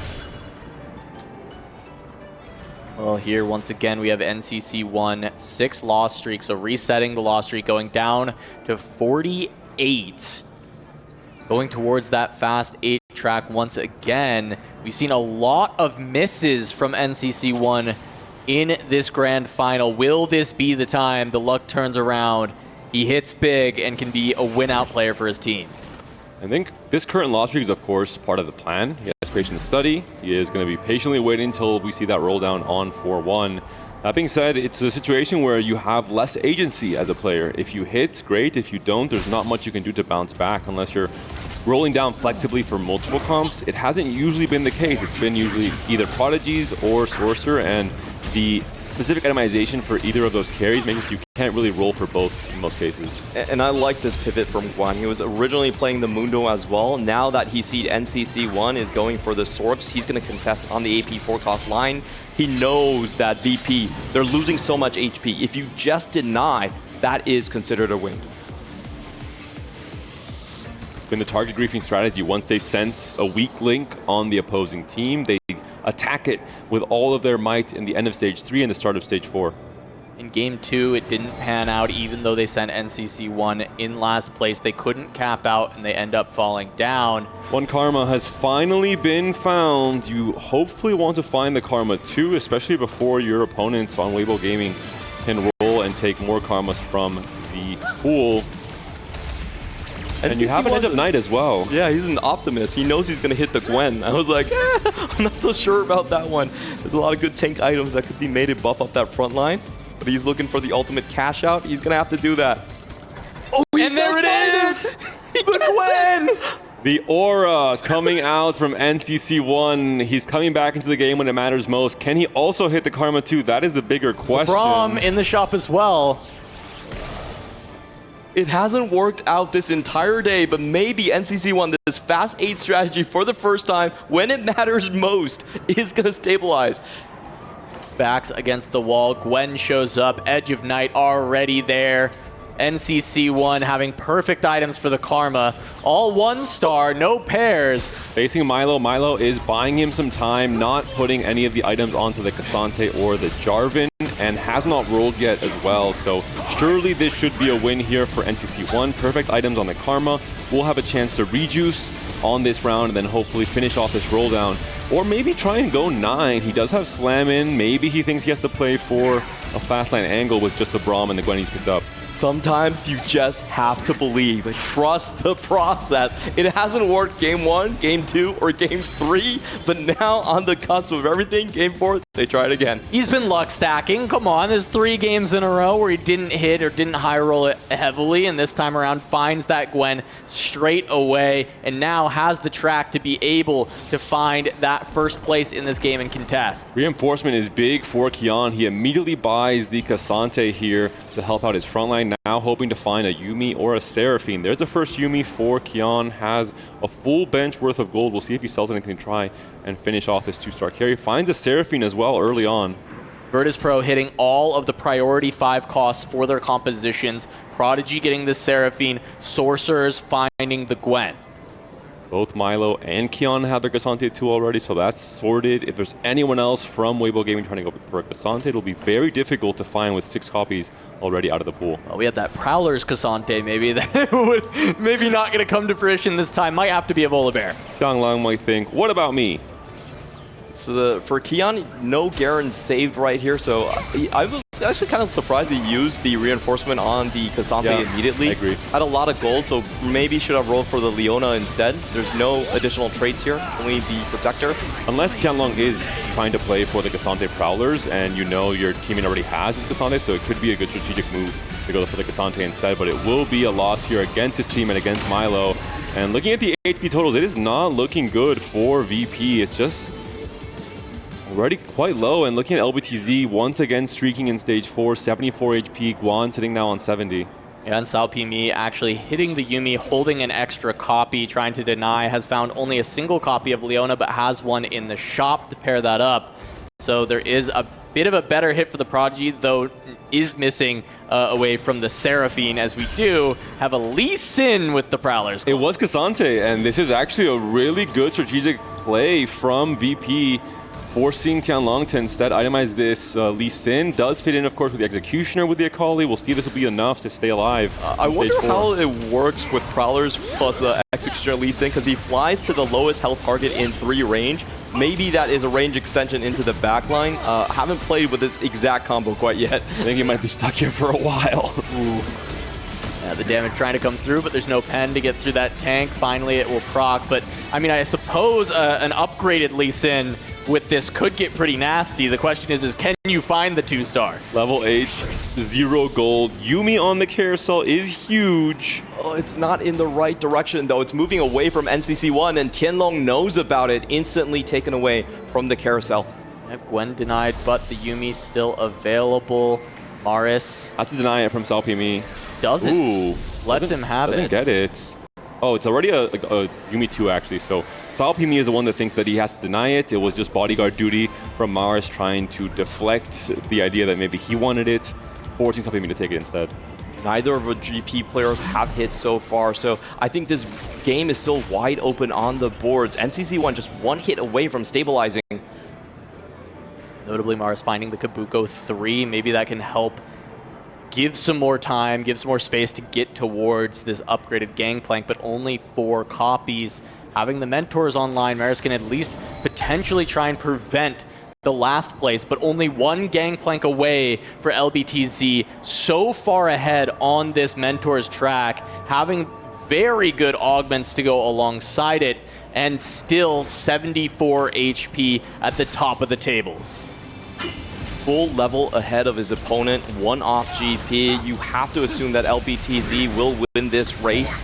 It's just now about how much the fight RNG can go into VP's way. If they can make this GP3 fight amongst each other, that would be the best scenario for them, and hopefully to come back in the game. HP traded here, a small win it looks like for the Yuumi board, so really well calculated from Weibo Gaming. NCC1 with a loss is now going to be sitting on 18 HP, a loss for Maris as well. Not a good round for Virtus.pro as a whole. You have to imagine Tianlong will be free-falling, but he just got to win with that Lee Sin with Prowler's Claw, weirdly enough. Yeah, the big thing here is Kion and Milo continuing to hold on to their HP. The gap is not very large between VP and Weibo Gaming, but the question is can NCC1 or Maris be able to stabilize LBTZ so close to hitting everything and look for that first place? So VP needs to avoid the 8th at all costs. They need to try and set up conditions where they can win without a first. Also picked up Teacher's Council as that final augment, so just a really insane setup for this GP strategy overall. NCC1, this is the big test. Can he survive really the rest of this stage 4, the start of the stage 5? He's facing Maris, so once again GP versus Karma. The Karma damage is not quite able to do enough. The Eternite has just procced on the GP, but GP is still alive, and NCC1 is down to 1 life. We've seen this before, time and time again this series. Can NCC1 clutch up and come back in the standings? The thing is NCC1 is so close to having a board that could win out, but LBTZ is going to find the Gangplank 3. And the question is NCC1 has to find enough to be able to beat this board. It can't just be that he beats everyone else. He has to beat what could be the best board in the game. Karma 2 alone, maybe not going to get there. If he can find the Gwen upgrade, suddenly we may be in business. Does the rest of Virtus.pro want to sack for NCC1? Do they want to sacrifice their HP to try and salvage a spot from NCC1? Or do they give up? Do they say, hey, you're too far behind, your HP is already too low, there's already a Grim Reaper that when you face him, you might be losing anyway in terms of the GP3 that was just hit from LBTZ. So it's a tough position to be in for Virtus.pro already in this Game 4. I think they have to try and keep him alive. That one placement is so important, especially when Tianlong also has a fairly weak board. Right now, it's just 2 live versus 1, even though there's a 14 HP difference. It's very possible for the fight RNG to go in VP's way. At least this round, NCC will likely face mercy from his teammates. Stretchy Arms not found. The only silver lining here for Virtus.pro in terms of what LBTZ has been able to assemble with this board. Yasuo 3 just hit 1 off Udyr 3 as well. Keon ends up losing around the HP, looking very tough. Milo is going to sack for NCC1. We do have the upgrade for the Karma and 3 items for this Gwen. The front line not fully upgraded, but the Swain having some solid items. Question is it enough, especially to hold out and maybe send Tianlong in 8th place? NCC1 is trying to go level 9. We're seeing he's almost there thanks to the slam-in. He has to try and win one more round, it looks like. Also is on the line for finding a Braum 2, for finding a Gwen 2. So NCC1 risking it all to try and find that cap. No, he does sold sell the Braum so he can go 9. And he adds Garen 1. Well, okay, that's Bastion. That's actually... Oh no, he already has Bastion. Let's just pretend it's Schoolyard Justice. Oh, okay. A bit of a forceful ad, to be honest. But any bit really does help here. And Tianlong also getting the Lee Sins denied away from him. Very rare to see that one. Can he survive? He's down to 9 HP. This is the battle for 8th. He finds LBTZ, who is able to sack for Tianlong. They're trying to send NCC1 8th for the 3rd time in the grand finals, but the upgrade for the Karma might be there. Look at the Yuumi. Will she turn towards Karma soon enough? Yes, she will. She takes out the Karma. Not enough. NCC1 goes down at the same time as Tianlong. But who will take the 8th? It's Tianlong. GP3, no items, and Tianlong still took the bigger loss with an unupgraded Lee Sin holding that Prowler's Claw. The game plan did not work out because of the Cassante hold from Virtus.pro against Tianlong. And all of a sudden, NCC1 has once again done his job, outplaced one of the players from Weibo Gaming. But they needed more for him. They needed him to be the win out, the complete win out for this game. He was so close, just hit level 9, had the 5 cost necessary, had the upgrade on the Karma. The rest of Virtus.pro, you look at the health bars, they're not in a great position against the likes of Weibo. They have to bring this back as we see the non-upgraded Gangplank. Yes, he's got the Kabuko, but is it enough to deal the damage to Weibo? It might be too much damage to Keon, and he's still stuck on Yuumi 1. This is just looking so dire. Outside of Keon and Maris, only Milo has a steady board. It's a massive loss. It will, of course, not be a defeat, but he's definitely going to be down to 1 life now. Milo also down to 1 life. Maris also down to 1 life. Weibo Gaming, they're sending a statement in what could be the final game of the series, the final game of this tournament. A dominant start, a dominant finish. Weibo marching towards victory at the Esports World Cup, trying to bring that plate home to CN, just like the Wolves did 1 year ago. 28 HP remaining on the side of Virtus.pro. That is all that is saving them from defeat here. They still need to hit the GP3. They still need the Yuumi's 2s to come online, or else it's all over.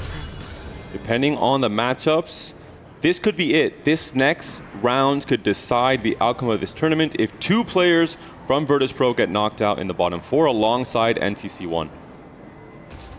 Yuumi is found, but he has to sell something to actually play it onto his board. He has nothing he can. He has to win 1 fight to get this Yuumi online. And I don't know what boards he can actually beat. Goes up against Guan. That's an upgraded Karma, an upgraded Jarvan. And it's Milo versus Maris, so we have to get a win from Keon here. It's the only way. Kian does not win. That will just be the end of Virtus.pro. And Guan is beginning the march for Weibo Gaming. Takes down Kian. On the other side, it is Virtus.pro versus Virtus.pro. Morris holds on just a little bit longer. It is not quite over yet. The one healthiest player from VP took the smallest hit possible to guarantee this survives for at least one more round, but look at the HP totals. Guan on 47, SaoPME on 26, LBTZ on 25, and almost single-digit numbers for the two remaining players for Virtus.pro. And who's going to win out? Who is going to win for Virtus.pro? They, let alone survive into the top 4 and prevent the blowout at the end of this series. They both have to win this next fight. That's the first mission on this checklist. Oh, and I think there were items removed there from Guan. That is going to be an item. But Maris runs into LBTZ. The gangplank makes it to the back line already, starting the march for Weibo once again. It starts with SaoPME. It's finished by LBTZ. And Weibo Gaming are the winners of TFT at the Esports World Cup. Once again, CN comes out ahead of the APAC versus CN matchup right there, claiming glory for their squad. This was a team that had all of their members go to TAC round, but they have never took home an international trophy for their region. They're gonna do it today. What a dominant run this entire tournament long. The group stage, the quarterfinals, the semis, and now this grand finals. Just a great display of 4v4 TFT. You see them approaching the plate. Guan, who many would have thought might be the all-star of this team after his run and into the Arcane, but it's been SaoPME, it's been LBTZ, and the rest of the squad have put it all together to find that win. Final replay here, GP3. Too strong from LBTZ, a perfect setup, 3 stars all across the board, just too much raw power to try and combat from any of the boards from VP this entire stage 4 and 5. VP again playing from the back, so a full loss streak for them and a GP low roll coming in from Morris. So very strong performances. I love the shift in game plan for Weibo Gaming. They smelled the blood in the water, so they just went full tempo, full throttle. Absolutely beautiful from them. I think we'll get a chance to head to the stage for a winner's interview with Weibo Gaming.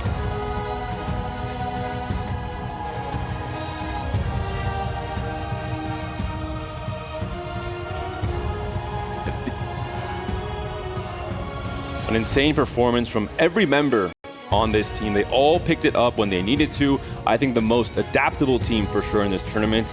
They change their plans on a single notice every single time. One for me, especially just getting that Sork pivot into the line of NCC1. He saw that NCC1 was low rolling, had no HP. He was starting from a Jin Mundo line and said, you know what? I'm just gonna force him to go 8th once more. That flexibility, getting the win. These are the winners of TFT at EWC. Weibo Gaming, the confetti will drop and the plate is carried away.